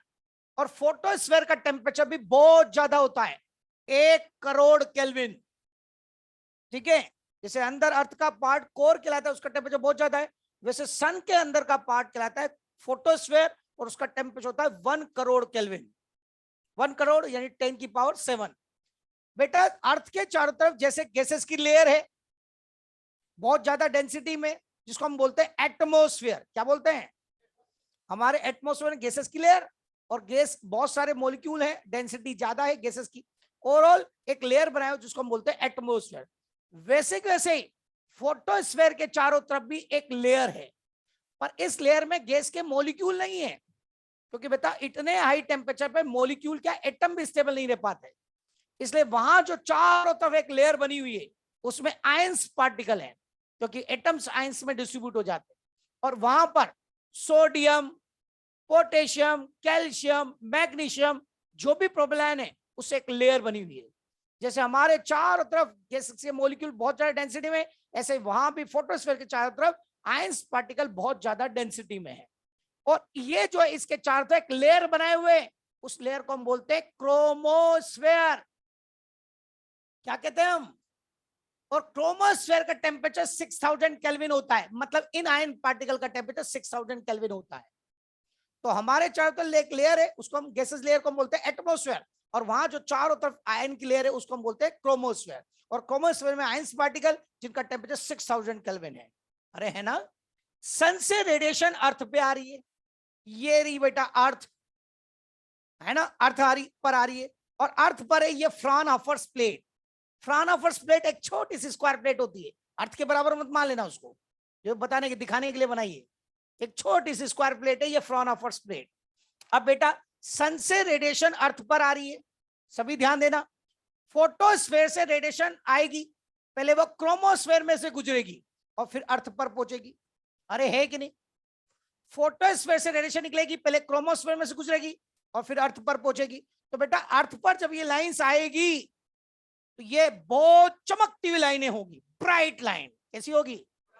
क्योंकि 1 करोड़ केल्विन टेम्परेचर से आ रही है, यानी इनकी इंटेंसिटी बहुत ज्यादा होगी। ये ब्राइट ब्राइट लाइन, चमकती हुई लाइन, क्योंकि इनकी इंटेंसिटी बहुत ज्यादा है, 10 की पावर 7 यानी 1 करोड़ केल्विन टेम्परेचर से आ रही है, इसलिए हाई इंटेंसिटी, इनकी चमक की इंटेंसिटी बहुत ज्यादा है। अब क्या होता है बेटा, परंतु क्या होता है, ये आयन पार्टिकल वहां बहुत ज्यादा डेंसिटी में है, इस वजह से नॉर्मली या फोटोस्फीयर से जो रेडिएशन निकलती है उनको बीच में ही आयन पार्टिकल एब्जॉर्ब कर लेते हैं। फोटोस्फीयर से जो रेडिएशन निकलती है जो बीच में ही आयन पार्टिकल इसको एब्जॉर्ब कर लेते हैं, और बीच में ही आयन पार्टिकल रेडिएशन एब्जॉर्ब कर लेते हैं, तो 10 की पावर 7 केल्विन की टेम्परेचर की इंटेंसिटी की रेडिएशन वो अर्थ पर नहीं पहुंच पाती, कम पहुंच पाती है। पर मेरे बेटा ये भी खुद भी तो 6000 केल्विन टेम्परेचर पे है, और ये 6000 केल्विन टेम्परेचर पे तो ये अपनी खुद की रेडिएशन एमिट करेंगे, ये अपनी खुद की रेडिएशन एमिट करेंगे, ये खुद की रेडिएशन एमिट करेंगे। तो मैक्सिमम रेडिएशन ये 6000 केल्विन की आती है। परंतु बेटा ये 6000 केल्विन की रेडिएशन की चमक इस 1 करोड़ केल्विन के सामने नेग्लिजिबल है। अरे है कि नहीं? तो ओवरऑल ये 6000 केल्विन इंटेंसिटी की रेडिएशन की चमक हमें बिल्कुल दिखाई नहीं देगी, हमें यहां पर ये डार्क डार्क लाइन दिखाई देगी, क्योंकि 1 करोड़ के केल्विन के रेस्पेक्ट में 6000 नेग्लिजिबल है। ऑब्वियस बात है, मान लो 2 पर्सन है, एक पर्सन एक दिन में 1 करोड़ रुपए कमाता हो और दूसरा पर्सन एक दिन में 6000 रुपीज कमाता हो।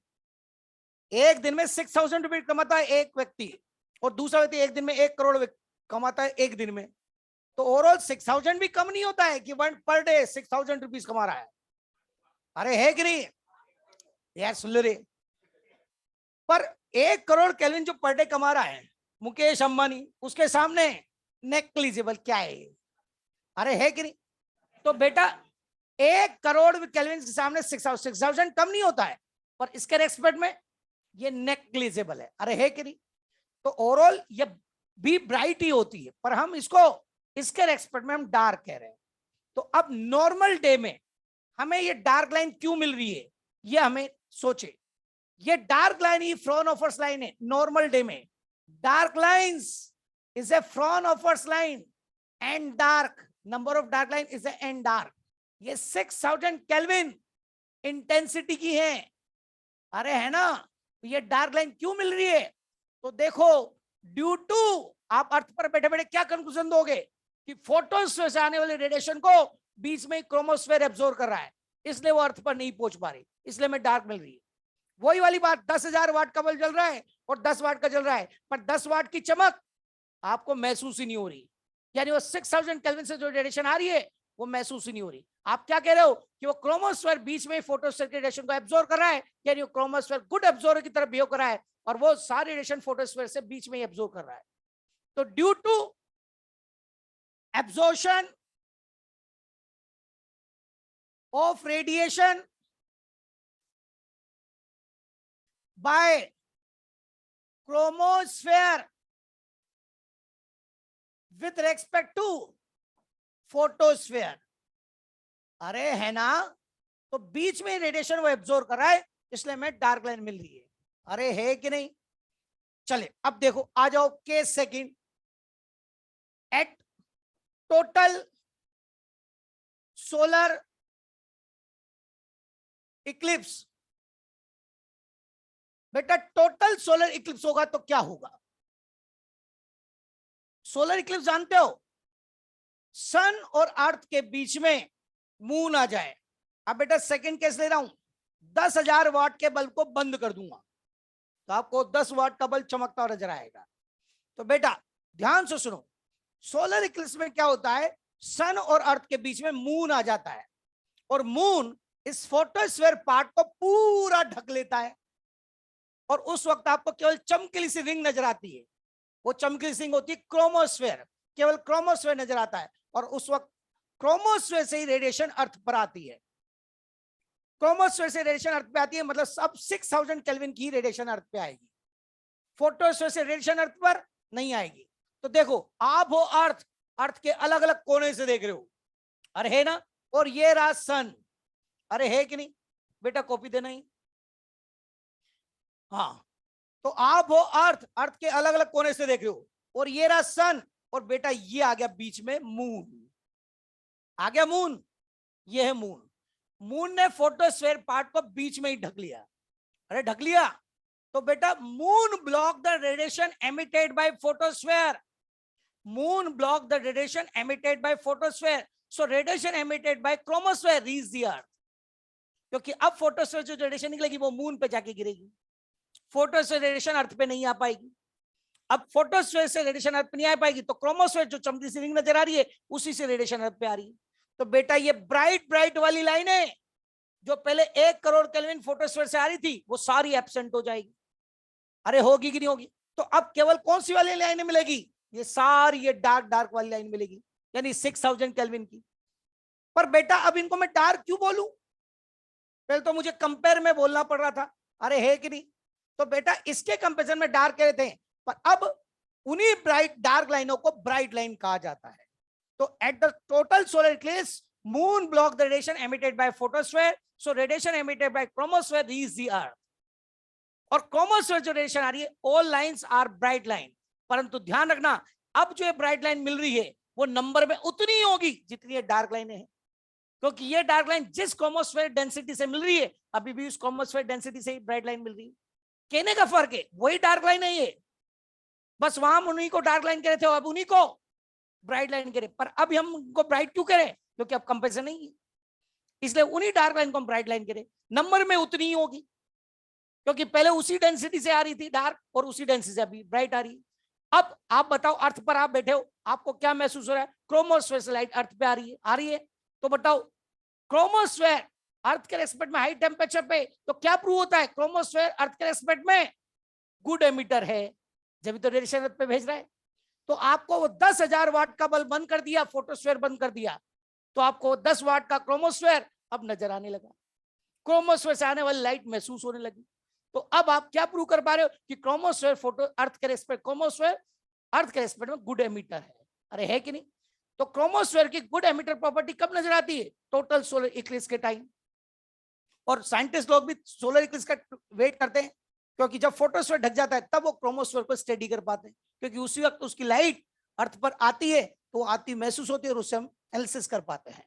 तो बेटा टोटल सोलर इक्लिप्स में हमें ये जो ब्राइट लाइन मिल रही है, ब्राइट लाइन 3D डायग्राम में डायग्राम नहीं बनेगा, इसलिए ऐसे ही समझना पड़ेगा। तो ये ब्राइट लाइन जो मिल रही है वो नंबर में बराबर ही है, और ये वही है, ये दोनों एक ही है, 6000 केल्विन इंटेंसिटी की, अरे है ना।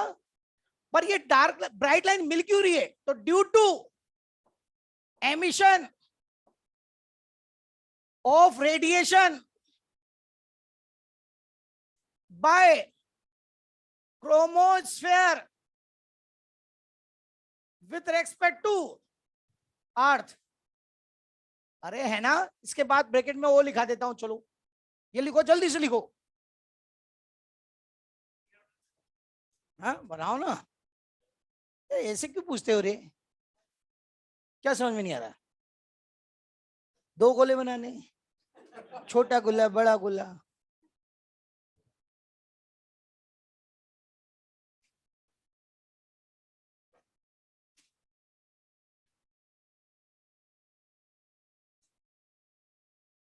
थ्योरेटिकल क्वेश्चन, पूरा किरचॉफ लॉ थ्योरेटिकल है ना। कैसे पूछेगा, फ्रॉम फर्स्ट लाइन में at the total solar eclipse chromosphere is a behaviour as an, state PMT में आ चुके हैं ये, है ना, इसलिए मैं बता रहा हूं, नीट और एआईपीएमटी हुए अभी कुछ ही साल हुए हैं, और मैं बहुत साल से पढ़ा रहा हूं, तो मुझे पता है कि स्टेट पीएमटी कौन सा आया नहीं आया। चलो चलो,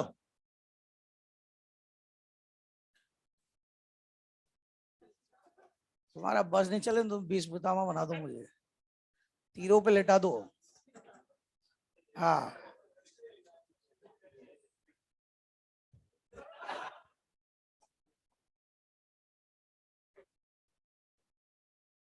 कह रहा हूं ना, तीरों पे लेटा दो, तुम क्या करो वैसे, लिख इधर लिख, छूट जाएगा नहीं तो।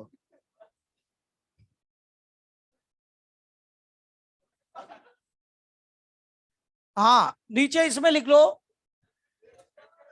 जल्दी से मिटने वाला है,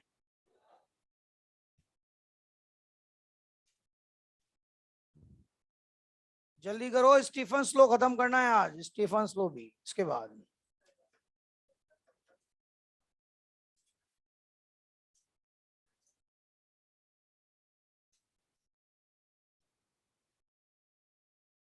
हाँ इसमें लिखो नीचे, at total solar eclipse, at total solar Eclipse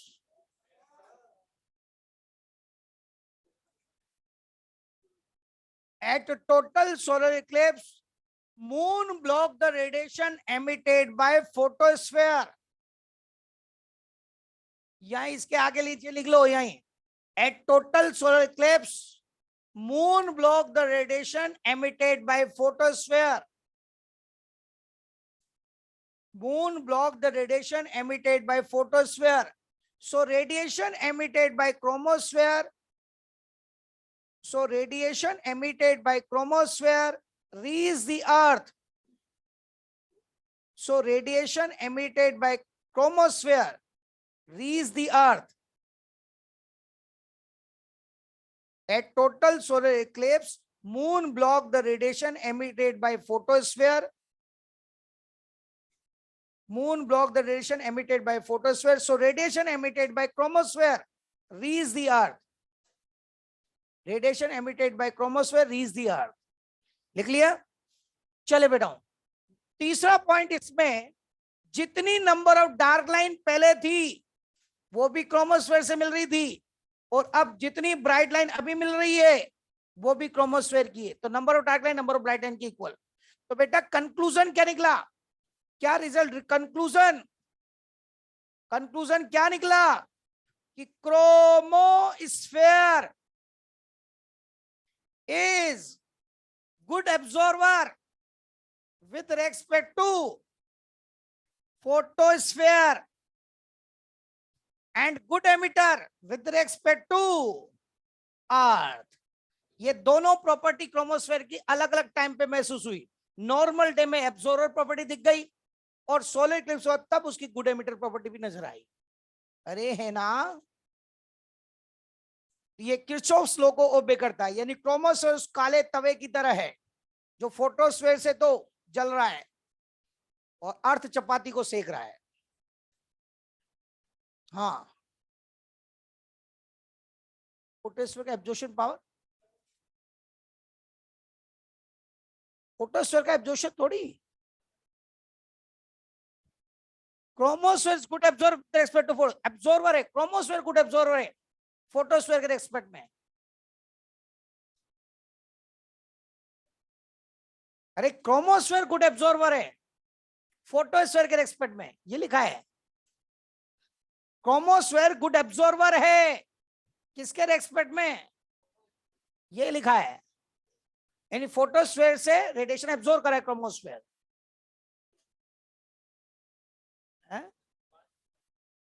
पानी नहीं पिया उसने सारे। लो लो लो लो, हेडिंग डालो स्टीफन्स लॉ।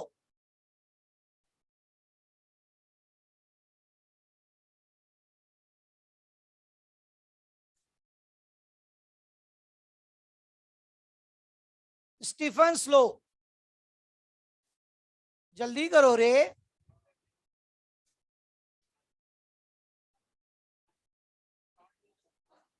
हाँ मिटा दूं? पता नहीं जाने क्या हो गया, सुबह के गर्ल्स पेज से भी धीमे लिखने लग गए अब। हाँ, रफ्तार धीमी होती जा रही तुम्हारी। ये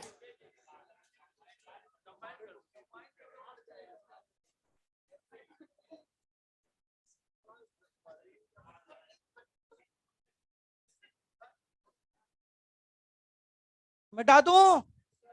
कौन लिख रहा है? हाँ हाँ, आ जाओ। स्टीफन्स लॉ, स्टीफन्स लॉ क्या है लिखो। The amount of emitted radiation, the amount of emitted radiation per unit area, the amount of emitted radiation per unit area per unit time by a black body,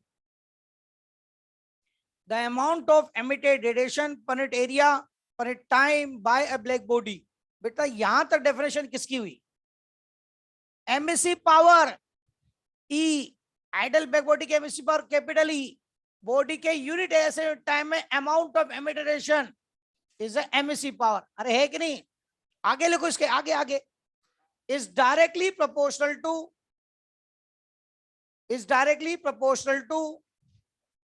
fourth power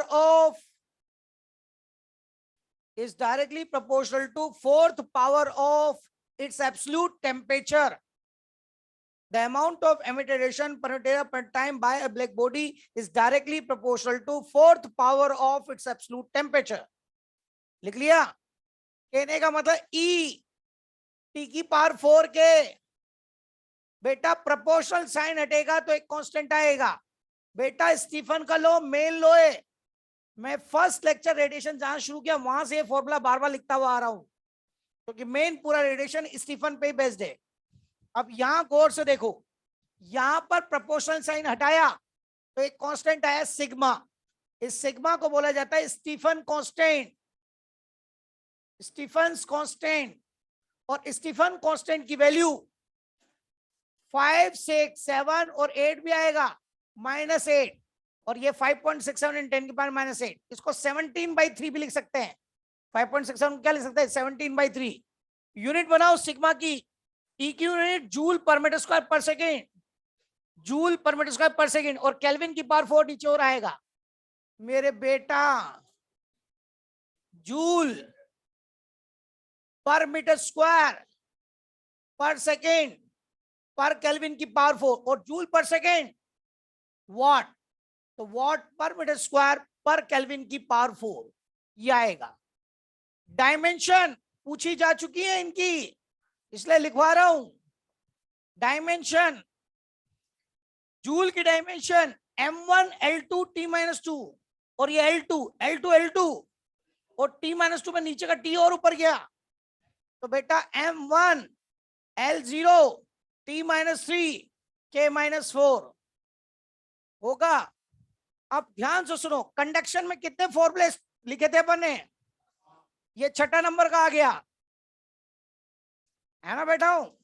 Stephen के 4 फॉर्मूले, कितने फॉर्मूले? तो ये 6 number का ही आ गया। 5 वहां हो गए तो छठा फॉर्मूला, टोटल 13 फॉर्मूले मैंने बोले थे बेटा। इस पर न्यूमेरिकल अब स्टार्ट हो गया। Prevost theoretical, Kirchhoff theoretical, Stephen पूरा न्यूमेरिकल। इसमें 2 तरह के क्वेश्चन आएंगे जो मैंने पहले भी बताया था। लेस देन 5% चेंज और ग्रेटर देन 5% चेंज। अरे है ना बेटा, लेस देन 5% चेंज अगर क्वेश्चन में दिया हो तो बेटा पावर आगे आ जाती है। मैंने बोला था आपको, जिन फॉर्मूले में पावर है और में less than 5% greater than 5% change अलग अलग टेकल करना पड़ेगा। अगर आपसे बोले टेम्परेचर आधा % बढ़ा दिया जाए तो एमईसी पावर कितना % बढ़ेगी? तो बेटा लेस देन 5% चेंज में partial formula change upon initial sigma constant 4 आ गया जाएगा, डेल्टा टी अपॉन टी, ये फॉर्मूला बन गया। दोनों साइड 100 से मल्टीप्लाई कर दूं तो E percentage is equal to 4 into temperature percentage. अरे है ना, क्वेश्चन बोले temperature percentage 0.5% increase, then emissive power percentage कितना % इंक्रीज होगी ये बताओ। तो बेटा यहां हाफ रखोगे 1/2 तो बोलो 2 यहां कैंसिल, कितना आएगा आंसर? कितना? ई परसेंटेज इज 2% इंक्रीज। होगा कि नहीं होगा? कर लोगे लल्लू क्वेश्चन ये तो। इक्वल टू 5% मतलब हाँ इसमें ले लें, है ना? ऐसे नहीं पूछा, वो 5% ही पूछ ले, है ना? हाँ ग्रेटर देन 5% है तो बेटा E1 minus E2 is equal to T1 minus T2 की होल पावर 4।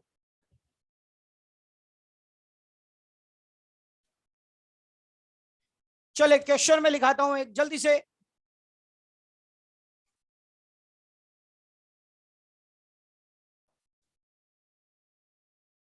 तेज में नहीं पढ़ा, लिखवा तेज रहो, लिखो तेज। पढ़ा तो वही रहा हूं, खड़ा हूं अभी।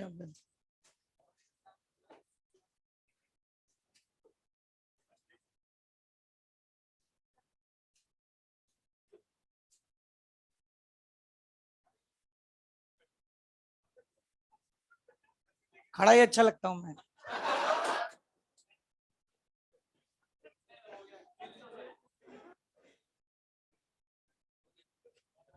हाँ हो गया बेटा, क्वेश्चन लिखो इस पे।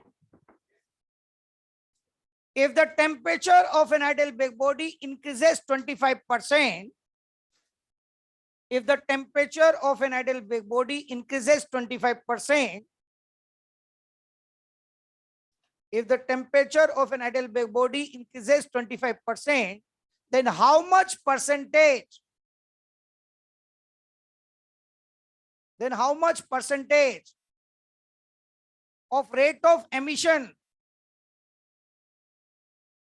Then how much percentage of rate of emission increase? Rate of emission, MC power भी एक रेट है, तो रेट ऑफ एमिशन मतलब एमसी पावर कितना परसेंट बढ़ेगी बताओ।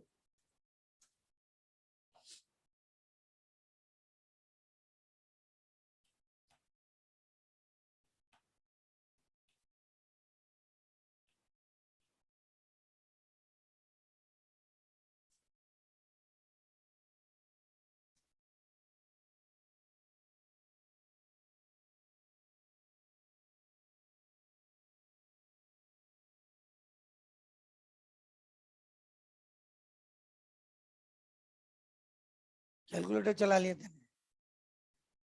कितना दुष्टी रे हैं। हाँ वैसे पकड़ में आया, कुछ किया है गड़बड़ा।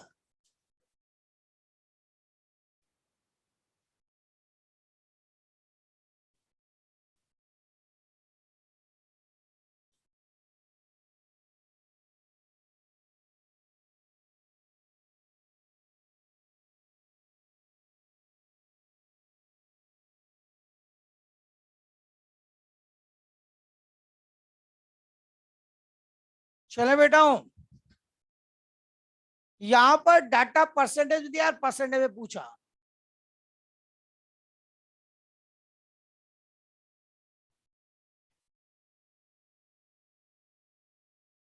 हाँ कितना,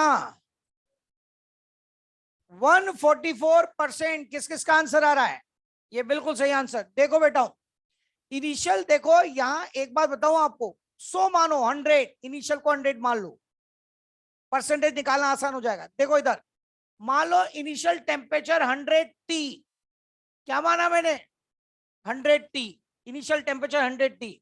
अब टेम्परेचर 25% बढ़ गया, तो बेटा फाइनल टेम्परेचर कितना हो गया 125, 125T हो गया। अरे हुआ कि नहीं हुआ, फाइनल टेम्परेचर 125T होगा जब इनिशियल टेम्परेचर 100T होगा। Initial rate of emission 100E मानो, तो फाइनल रेट ऑफ एमिशन इसमें रखने पे आ जाएगा, और 100 से ऊपर जितना ज्यादा आएगा उतना परसेंट बढ़ गया। मान लो यहां तक 300E, तो बेटा 100 से कितना ऊपर 200% बढ़ गया। मान लो यहां आता है 180, तो 100 से कितना ऊपर हो गया 80, तो 80% बढ़ गया। तो 100 के ऊपर जितना ज्यादा हो उतना परसेंट, 100 मानने से फायदा हो जाता है। तो आ जाओ, इनिशियल 100E, फाइनल E2 निकालना है, ये 100T और ये हो गया 125T।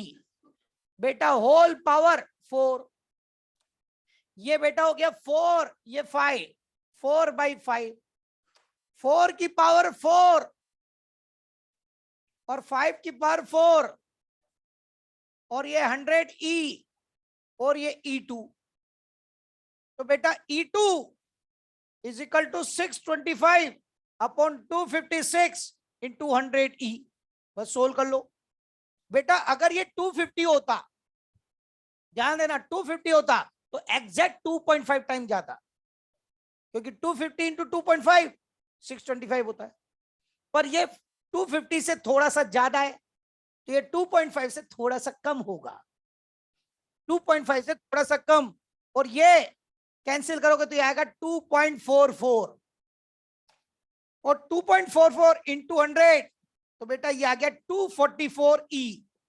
अब बताओ 244E, तो इनिशियल 100 फाइनल 244, कितना बड़ा 144%। फिर भी परसेंटेज तरीके से निकालना है, तो परसेंटेज इंक्रीजेस, तो इसके लिए आप क्या करो, final minus initial upon initial into 100, इससे कर लो। तो सोल्व करोगे तो ये 144% आ जाएगा आंसर, है ना। तो एमिसिव पावर पर बेस्ट क्वेश्चन ऐसे ही होंगे। एक बात और सुनो, इसमें एक वेराइटी क्वेश्चन और दिया है कि बेटा टेम्परेचर अगर रेट ऑफ एमिशन, रेट इस पे दिया हुआ है, रेट ऑफ एमिशन दुगनी कर दी जाए तो टेम्परेचर क्या होगा? रेट ऑफ एमिशन दुगनी कर दी जाए तो टेम्परेचर क्या होगा? तो बेटा यहां पर ई और ये 2E, ई कैंसिल तो 1/2, फाइनल टेम्परेचर निकाला, इनिशियल टेम्परेचर वो दे देगा, तो बोलो T2, ये पावर उधर जाएगी तो 2 की पावर, बस वो आपको दिक्कत देगी और वो 2 क्वेश्चन मॉड्यूल पढ़े आप मुझसे पूछोगे।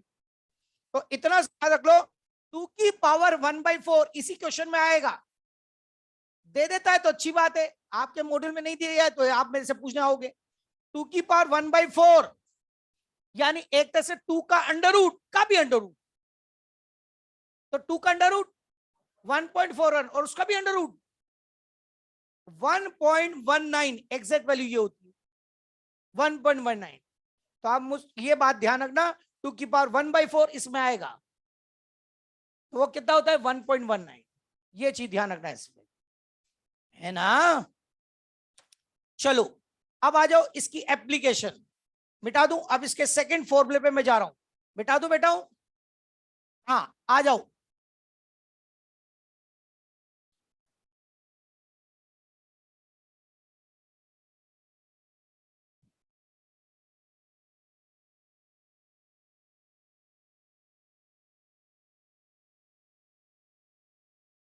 देखो अब ध्यान देना सभी इधर, सभी इधर ध्यान देना, ये जो मैं डेरिवेशन बताऊं ये वाली मत लिखना, ये लिख लेना, ठीक है? ध्यान सुन लो, प्रियोस लॉ हमने पढ़ा था बेटा कि बॉडी एनर्जी एमिट भी करती है और एब्जॉर्ब भी करती नहीं करती? बॉडी ने एमिट किया, rate of emitted radiation by ideal black body, बेटा आइडल बैक बॉडी ने एमिट किया E1 is equal to sigma T की पावर 4, जहां पर टी क्या है? Temperature of ideal black body, अरे है ना। बॉडी ने एमिट किया इतना, बॉडी के टेम्परेचर, खुद के टेम्परेचर टी की वजह से उसने सिग्मा टी की पावर 4 एमिट किया, पर बॉडी बेटा according to Prevost body surrounding से एब्जॉर्ब भी करेगी, क्योंकि एमिशन एब्जॉर्प्शन एक कंटीन्यूअस प्रोसेस है। तो बेटा रेट ऑफ एब्जॉर्ब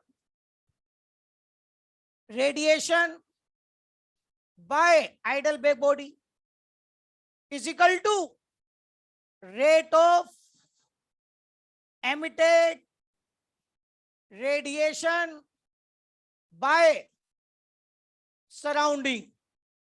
मेरे बेटा सराउंडिंग ने जो एमिट किया वही तो बॉडी ने एब्जॉर्ब किया, यहां पर T not temperature of surrounding, क्योंकि सराउंडिंग जो एमिट करेगा वही बॉडी एब्जॉर्ब करेगी, अरे करेगी नहीं करेगी? तो सराउंडिंग ने जो एमिट किया वही बॉडी ने क्या किया? एब्जॉर्ब किया। सराउंडिंग का एमिशन बॉडी का एब्जॉर्प्शन है, अरे है कि नहीं? सराउंडिंग का एमिशन बॉडी का एब्जॉर्प्शन है, अरे है ना, अरे है कि नहीं? तो सराउंडिंग ने एमिट किया खुद के temperature constant T naught surrounding temperature, वो बॉडी ने एब्जॉर्ब किया, पक्की बात। Rate of loss of radiation by ideal black body, बेटा रेट ऑफ लॉस कितना होगा? ई लॉस, बेटा बॉडी ने एमिट किया 10 जूल, सराउंडिंग से एब्जॉर्ब किया 6 जूल, तो लॉस कितना हुआ? 10 एमिट 6 एब्जॉर्ब, तो यानी E loss is equal to E1 minus E2, होगा कि नहीं होगा? रख दूं तो बोलो ई लॉस कितना आ गया? सिग्मा टी की पावर 4 माइनस T नॉट की पावर 4 आएगा। एमएससी पावर को मैं Q अपॉन 80 लिख सकता हूं, ये रख दिया,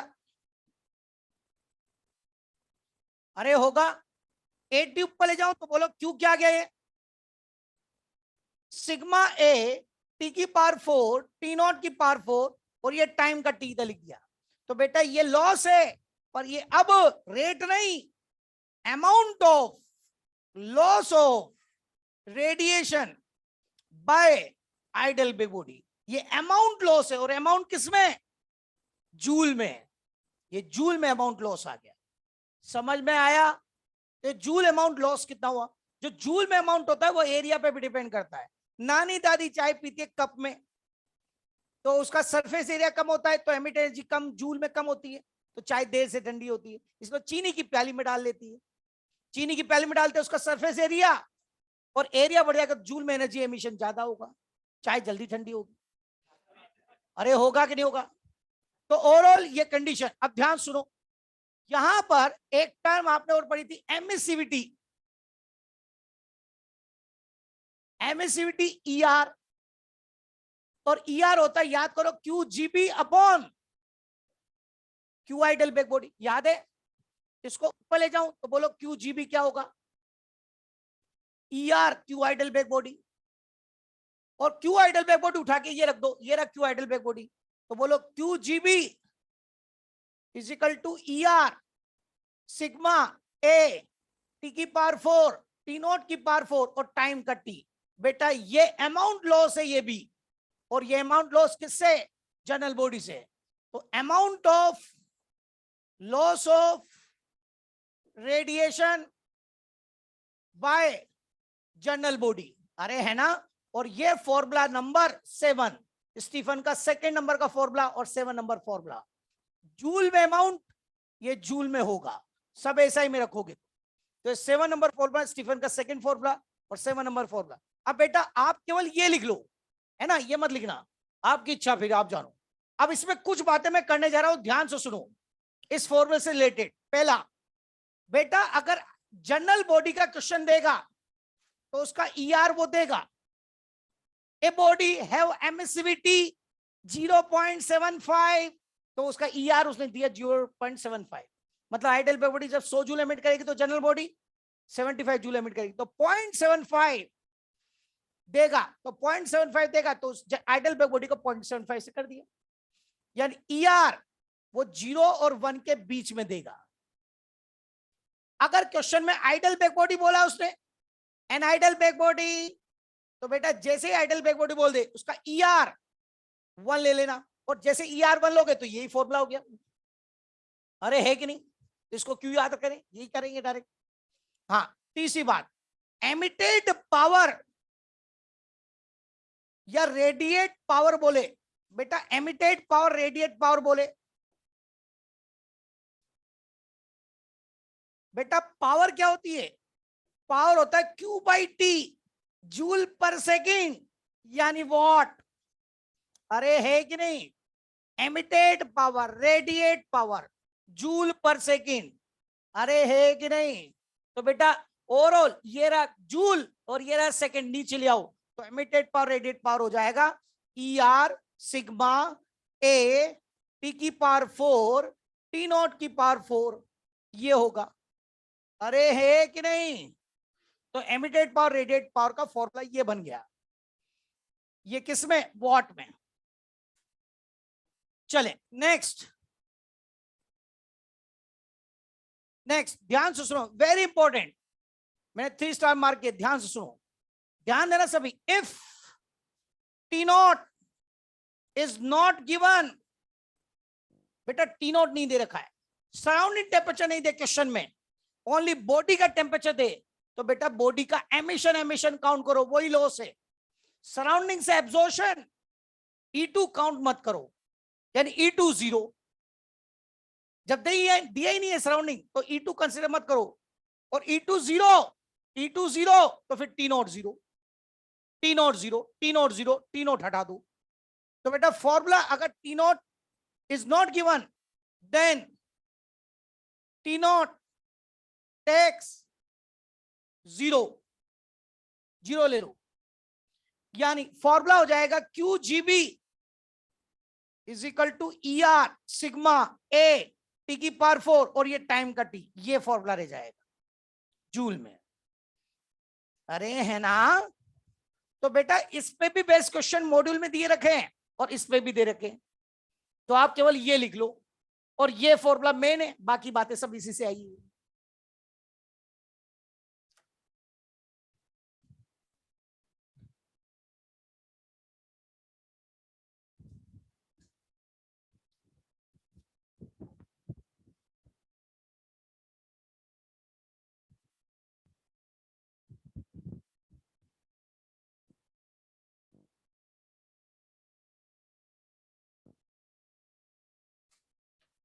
लिख लिया?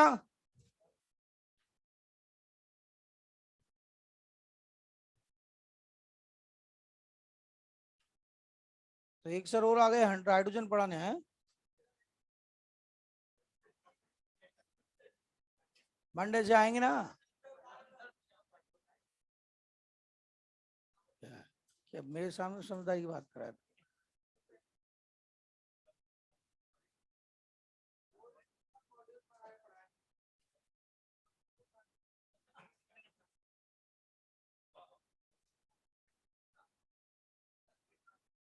चलो चलो, हो गया?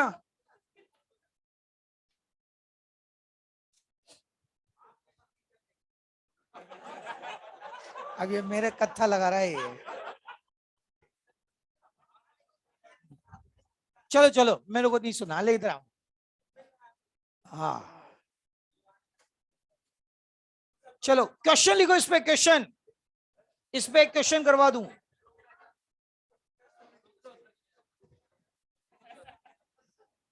मेरा दिमाग हिल जाता है उसको सुन के।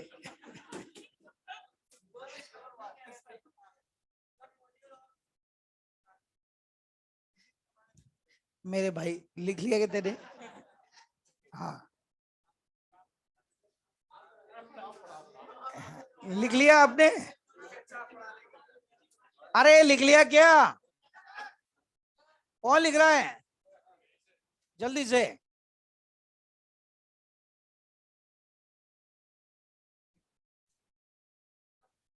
फिर तूने लिख लिया? चुप बैठ फिर।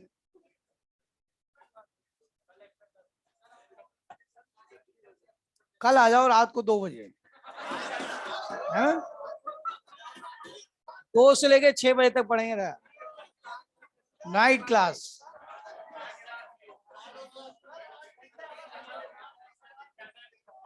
ज्यादा एक्टिव हो गए ना, देखो। हाँ चलो चलो,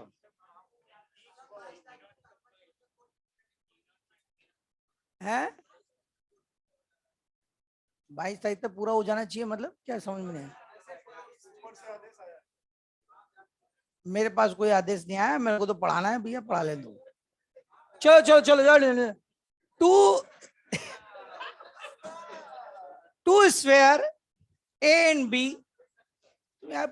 to square A and B.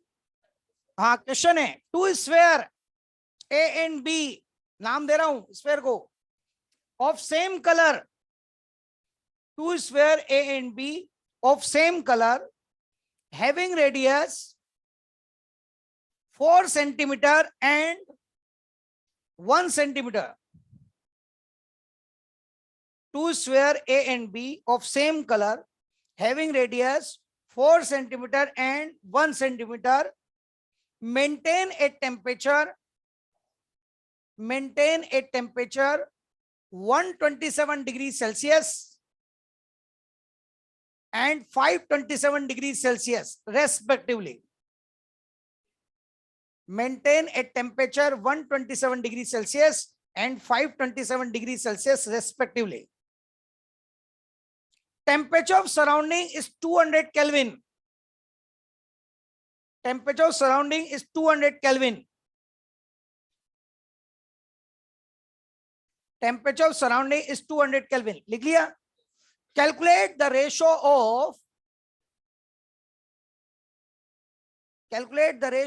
of amount of emitted radiation in unit time. Calculate the ratio of amount of emitted radiation in unit time by A and B. बताओ।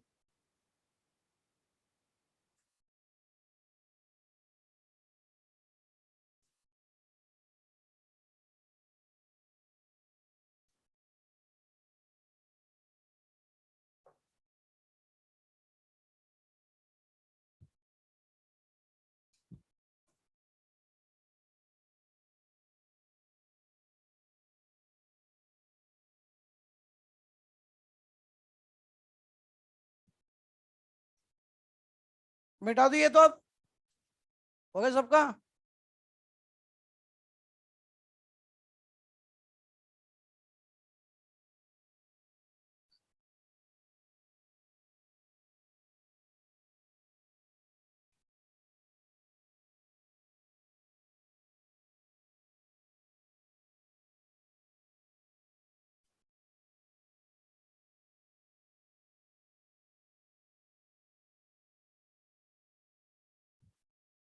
फिफ्टी टू बाई सिक्स नहीं, 32/6 नहीं। हाँ बेटा हूं, जल्दी से।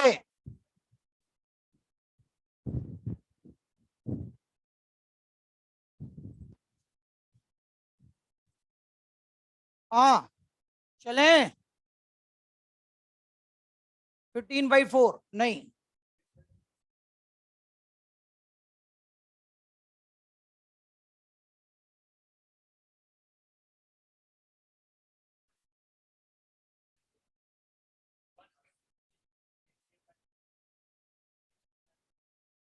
Answer बोल दूं, 16:17 किसका आंसर आ रहा है? 16:17 बिल्कुल सही आंसर।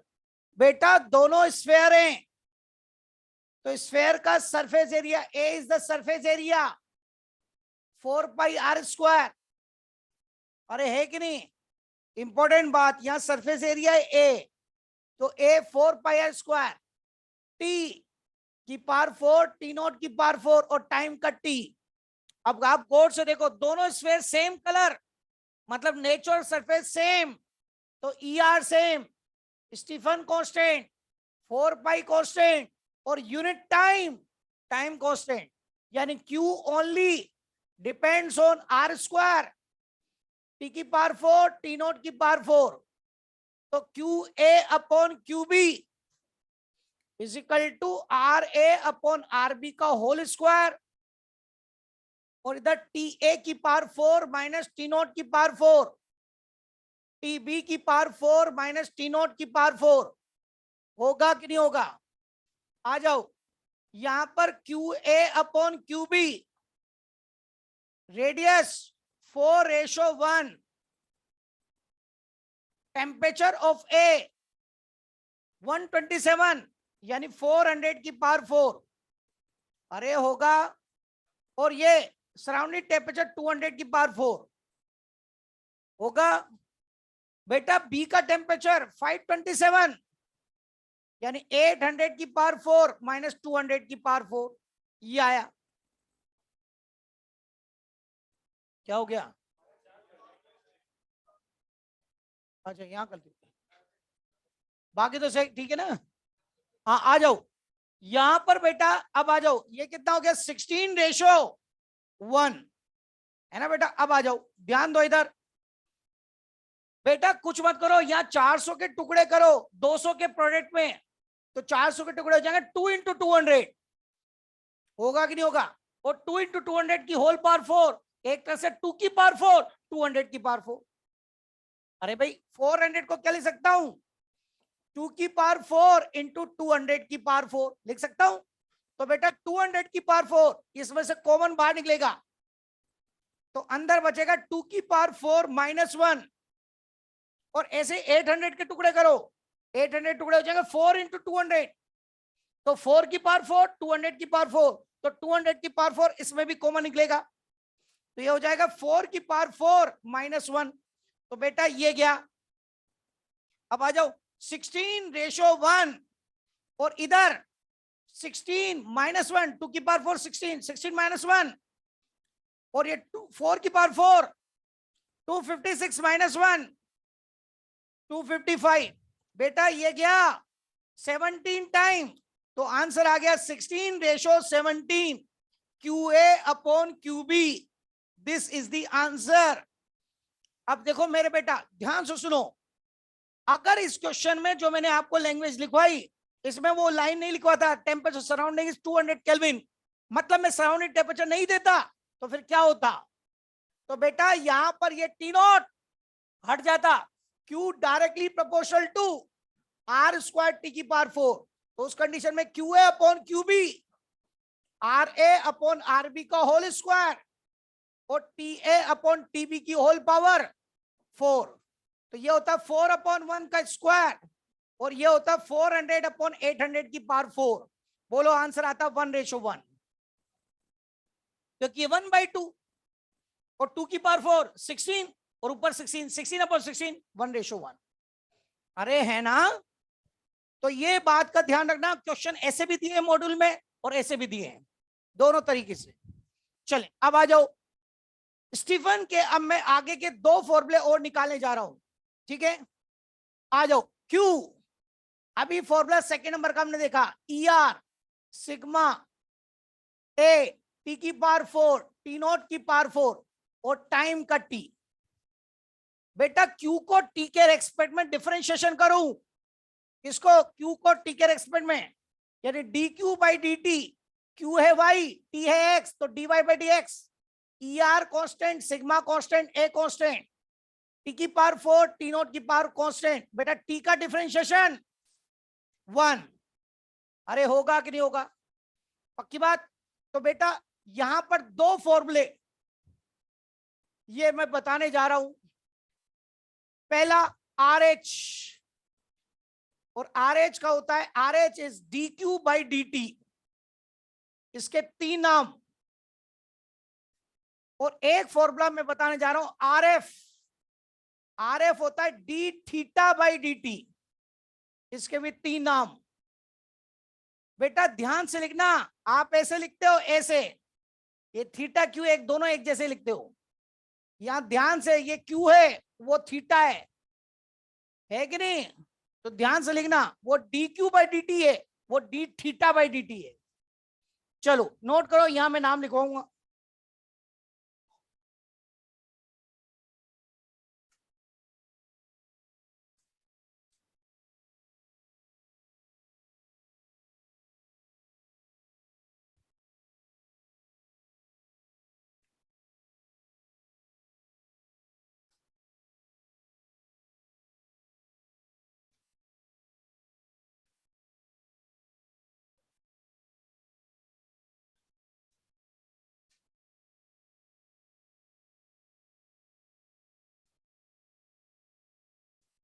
हो गया?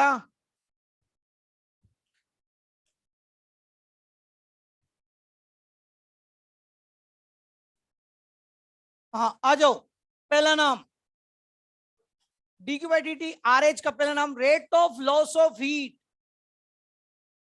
Rate of loss of heat, ये पर टाइम में बॉडी से जो हीट निकली है वो rate of loss of heat है ना? तो rate of loss of heat लिख लिया।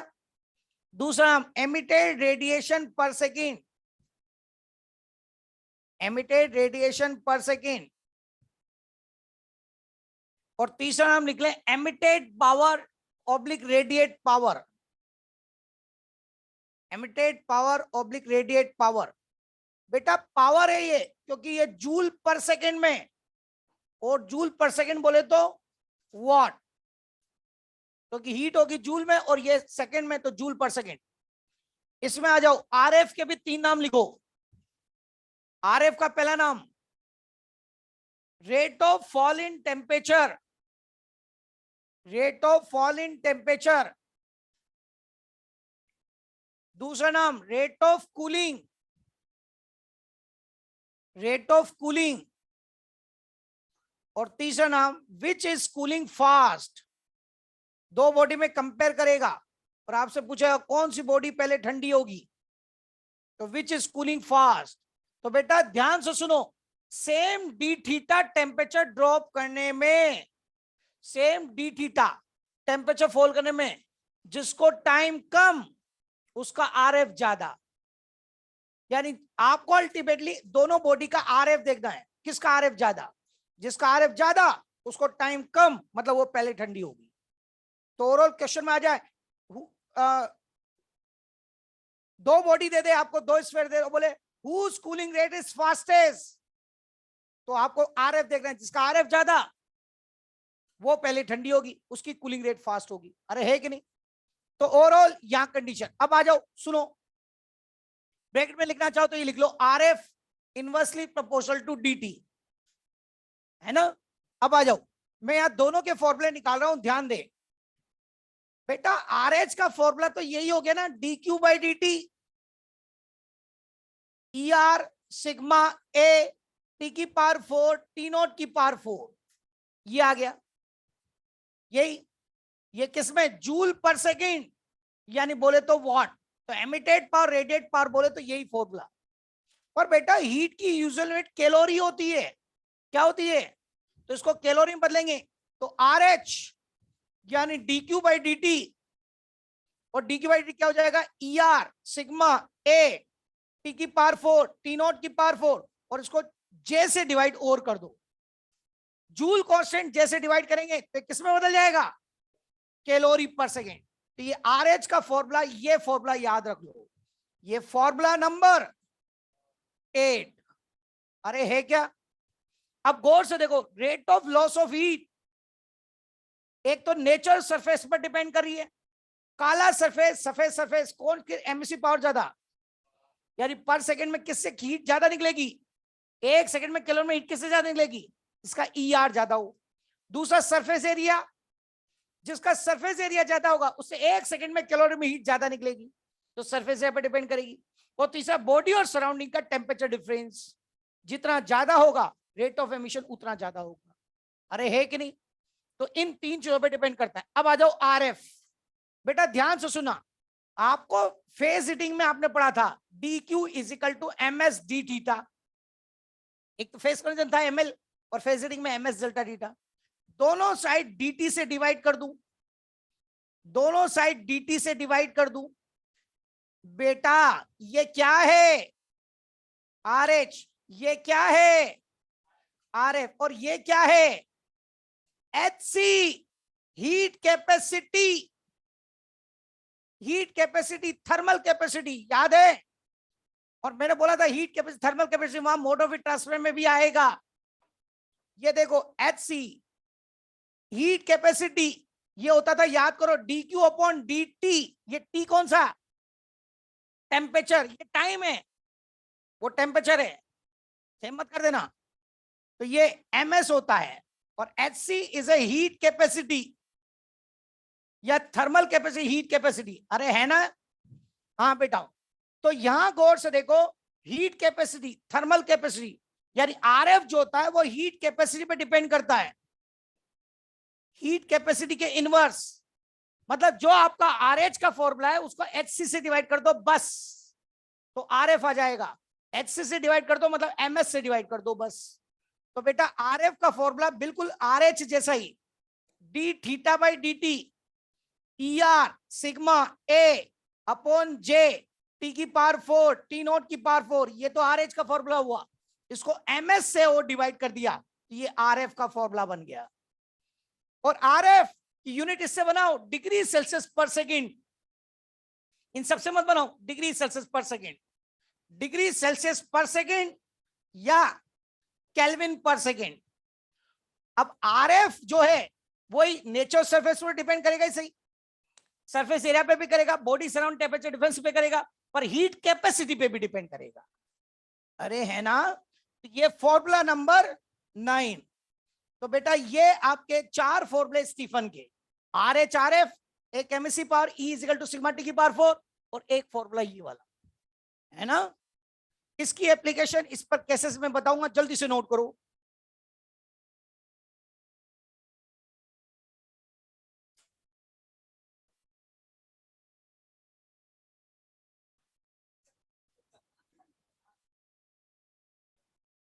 बातें बातें करते हो, एक्स्ट्रा क्लास बुला लो सर, एक्स्ट्रा क्लास कितना, एक घंटे की बुलाऊंगा एक्स्ट्रा क्लास। चलो चलो चुपचाप, एक्स्ट्रा क्लास बुला लो। लिख लिख जल्दी लिख, जल्दी लिख।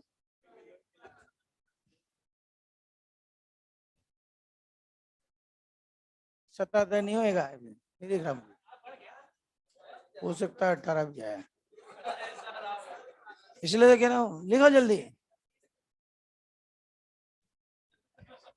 अरे लिख ले रही मेरी लाल, जल्दी जल्दी।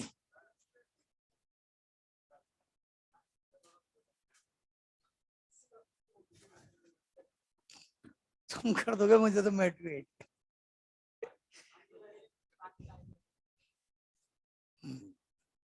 मोदी में ही बनूंगा अगली बार, जाने क्या प्लानिंग लाऊंगा, पंचवर्षीय योजना है ना। हाँ जल्दी से हो गया, जल्दी करो रे, ये मुझे खा जाएंगे दोनों, एक एक दूसरा के बैठा हुआ ये। हाँ कौन लिख रहा है?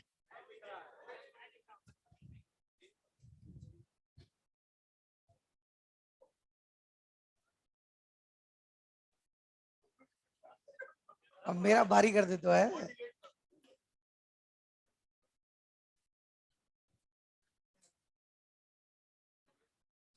चले बेटा, अब इसमें यहां मैं 4 केस बताने जा रहा हूं, पर शुरू के 3 केस में ध्यान दे लेना बेटा। शुरू के 3 केस में केस फर्स्ट से ध्यान से समझ लेना, क्योंकि यही केस पर क्वेश्चन आएगा, आएगा तो RHRF में। यानी केस नंबर फर्स्ट से थर्ड में, if T not and ER same, अगर T नॉट ER सेम है, दो बॉडी में कंपेयर करूंगा, अगर T नॉट ER सेम है, बेटा ध्यान से सुन लेना, अगर T नॉट ER सेम है तो बताओ फॉर्मूले में क्या बचा, ध्यान दो। यानी वो क्वेश्चन में बोलेगा टू स्फीयर या दो बॉडी जो भी देगा, have same initial temperature, high temperature मान लो 100 डिग्री टेम्परेचर में ले जाके ठंडा करें, तो same initial temperature, cool in same surrounding and have same surface finish. ER same का मतलब मेटेरियल सेम नहीं होता है, ER सेम का मतलब ऊपर की फिनिशिंग एक जैसी। मान लो एक कॉपर एक आयरन है, तो दोनों चमकते हुए हो, या दोनों रफ रफ हो, या दोनों ब्लैक ब्लैक हो, एक जैसे नेचर सरफेस। ER सेम का मतलब नेचर सरफेस सेम, क्योंकि ER depends on nature surface. ER same का मतलब मेटेरियल सेम नहीं, ये बात ध्यान रखना। तो बेटा ध्यान दो, दोनों का ER same, T same, T not same, Stefan constant, joule constant, तो बोलो RH किस पर डिपेंड करेगा? Then RH only depends on surface area, और RF किस पे डिपेंड करेगा? ER same, Stefan constant, joule constant, T constant, T not constant, तो बोलो RF किस पे डिपेंड करेगा? Then RF depends on A upon MS। तो बेटा मैं पूरा पूरा फॉर्मूला नहीं लिखूंगा, क्योंकि ऑल तीनों केस में ये तो सेम होगा ही सही। तो चलो आ जाओ केस नंबर फर्स्ट, ये लाइन तो बड़ा बड़ा लिख लो, और केस नंबर फर्स्ट पे आ जाओ।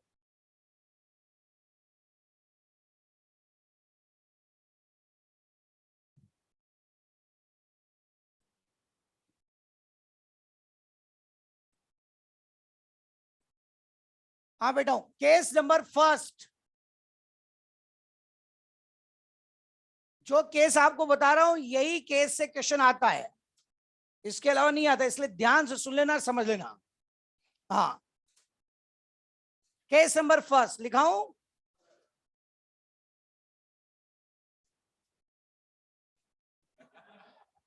To solid sphere, two solid sphere, bracket में लिख ले R1 greater than R2,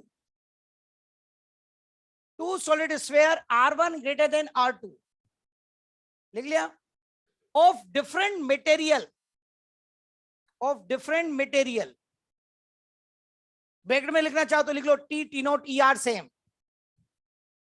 T nought ER same, जो ऊपर अपन लिखा है। अब बेटा एक बार बताओ, T नॉट ER सेम, तो RH किस पर डिपेंड करेगा, और RF किस पर डिपेंड करेगा? A अपॉन MS पर। अरे करेगा नहीं करेगा? अब ध्यान से सुनो, बड़ा वाला स्फेयर कॉपर का, छोटा वाला स्फेयर आयरन का, दोनों डिफरेंट मटेरियल के हैं। अब एक बात बताओ, जिसका सरफेस एरिया ज्यादा उससे रेट ऑफ लॉस ऑफ ज्यादा, और यहां पर सरफेस एरिया होता है 4πr², 4π कांस्टेंट में चला गया r²। बेटा जिसकी रेडियस ज्यादा उसका सरफेस एरिया ज्यादा, तो उससे rate of loss of heat भी, यानी 1 सेकंड में कैलोरी में हीट ज्यादा निकलेगी। आपको दे दे रेडियस ये 2 सेंटीमीटर, ये 5 सेंटीमीटर, तो RH का रेशियो बताओ। तो बेटा RH1 अपॉन RH2 कंपेयर किया जाए तो R1 अपॉन R2 का होल स्क्वायर, ये रेशियो बना दोगे। बेटा R1 ज्यादा है R2 से, तो मुझे बताओ RH1 ज्यादा है कि RH2? RH1 ज्यादा होगा RH2 से, पक्की बात। यानी 1 नंबर के स्फेयर जो सबसे बड़ा है, कॉपर का स्फेयर है, उससे rate of loss of heat ज्यादा होगी, यानी 1 सेकंड में कैलोरी में हीट ज्यादा नहीं लेगी क्योंकि उसका सरफेस एरिया ज्यादा। पर इधर आ जाओ RF में, ध्यान से देखना बेटा, मैं मास को वॉल्यूम इंटू डेंसिटी लिख सकता हूं। अरे लिख सकता हूं, सरफेस एरिया 4πr², 4π कांस्टेंट में चले गया r², वॉल्यूम 4/3πr³, 4/3πr³। अरे है कि नहीं बेटा, r²r³ से गया गया, बोलो क्या बचा? 1 अपॉन r रो s। अरे होगा कि नहीं होगा? 1 अपॉन r रो s हो गया। ध्यान से सुनो, मेटेरियल पर डिपेंड करती है स्पेसिफिक हीट। अभी मेटेरियल डिफरेंट तो स्पेसिफिक डिफरेंट, और density also depends on material. Iron hard metal है तो एक क्यूबिक वॉल्यूम में आयरन का मास ज्यादा होगा, और कॉपर सॉफ्ट मेटल तो एक क्यूबिक वॉल्यूम में उसका मास कम होगा। तो ओवरऑल यहां पर डेंसिटी दोनों में डिफरेंट होगी, मेटल डिफरेंट, डेंसिटी डिफरेंट, और स्पेसिफिक डिफरेंट। तो ये दोनों मेटल पर डिपेंड करते हैं। अरे है ना, और अभी मेटल डिफरेंट है तो ये डिफरेंट होगा। तो बेटा RF at present time inversely proportional to the product of R rho S। अरे है कि नहीं? तो बेटा अगर मेरे से रेशो पूछे RF1 अपॉन RF2 का रेशो बताओ, तो हो जाएगा R2 रो 2 S2 अपॉन R1 रो 1 S1। ये मुझे बता, R1 ज्यादा है R2 से, तो RF1 ज्यादा कि RF2? नहीं बता सकते बेटा, R1 R2 के अलावा रो 1 रो 2 S1 S2 भी तो चाहिए। तो अभी नहीं बोल सकता मैं RF1 ज्यादा कि RF2। क्लियर है सभी को? नोट करो उसको जल्दी से, जल्दी जल्दी।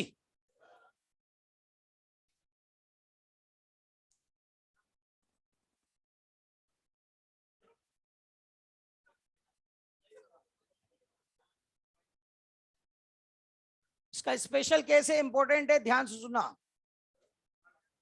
हाँ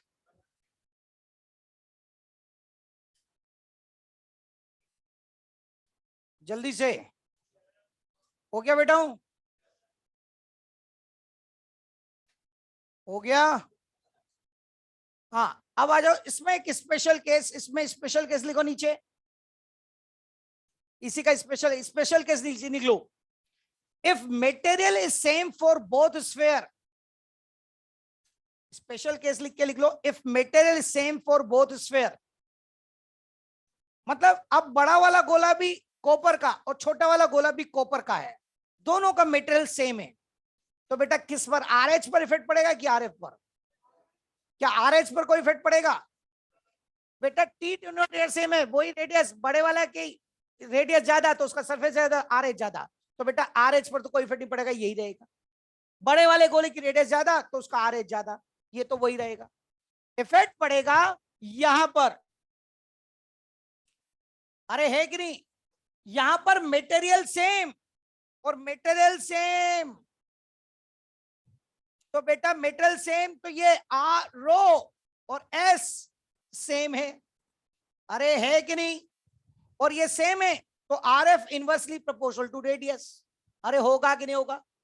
तो बेटा यहाँ RF1 अपॉन RF2 ये आएगा। तो क्या अब आप बता सकते हो R1 ज्यादा है R2 से, तो बोलो RF1 ज्यादा कि RF2? तो RF2 ज्यादा होगा, ये आया। अरे है ना। दूसरी बात, टाइम टेकन फॉर कूलिंग, ठंडा होने में लगने वाला टाइम, बोलो किसको ज्यादा लगेगा, 1 नंबर गोला कि 2 नंबर गोला?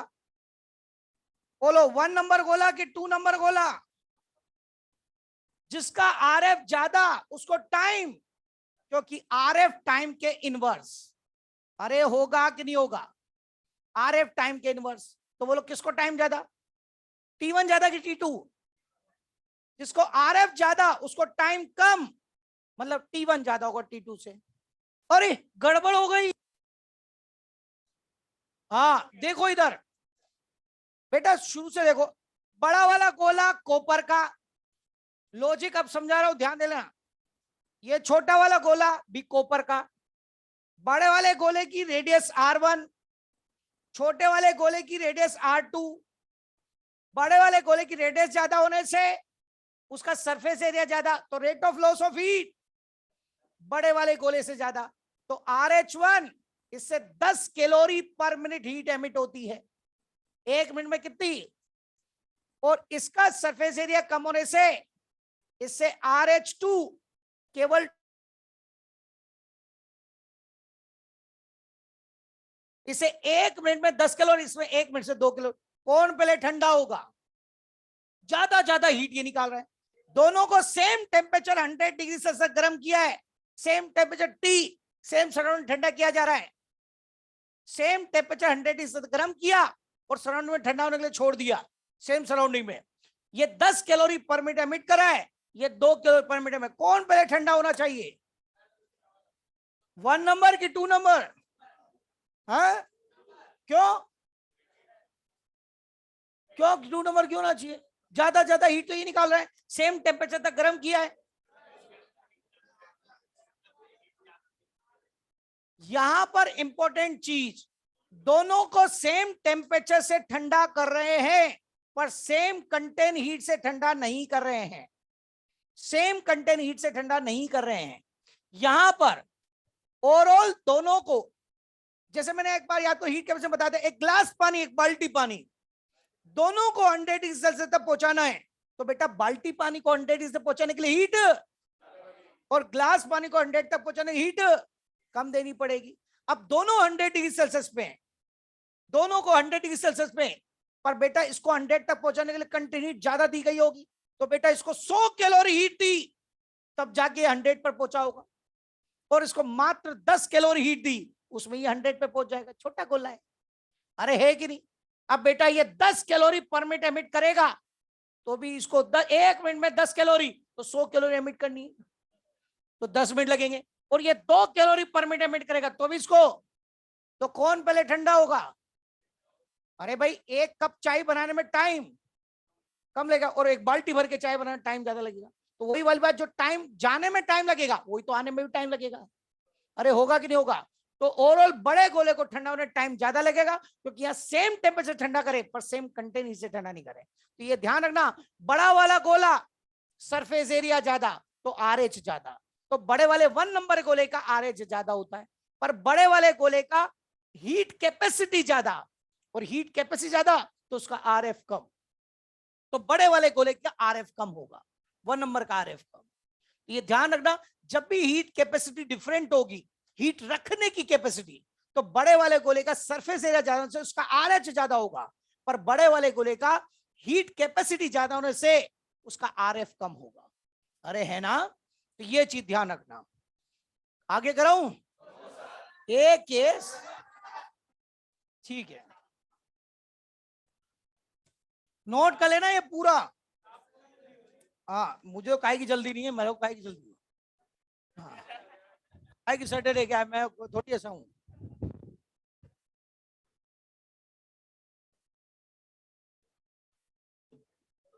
सर जिसकी कूलिंग में बताया आपने कि RF ज्यादा तो कूलिंग फास्ट,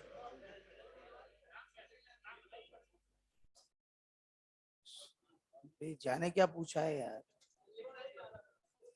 समझ की बात। चलो बेटा चलो,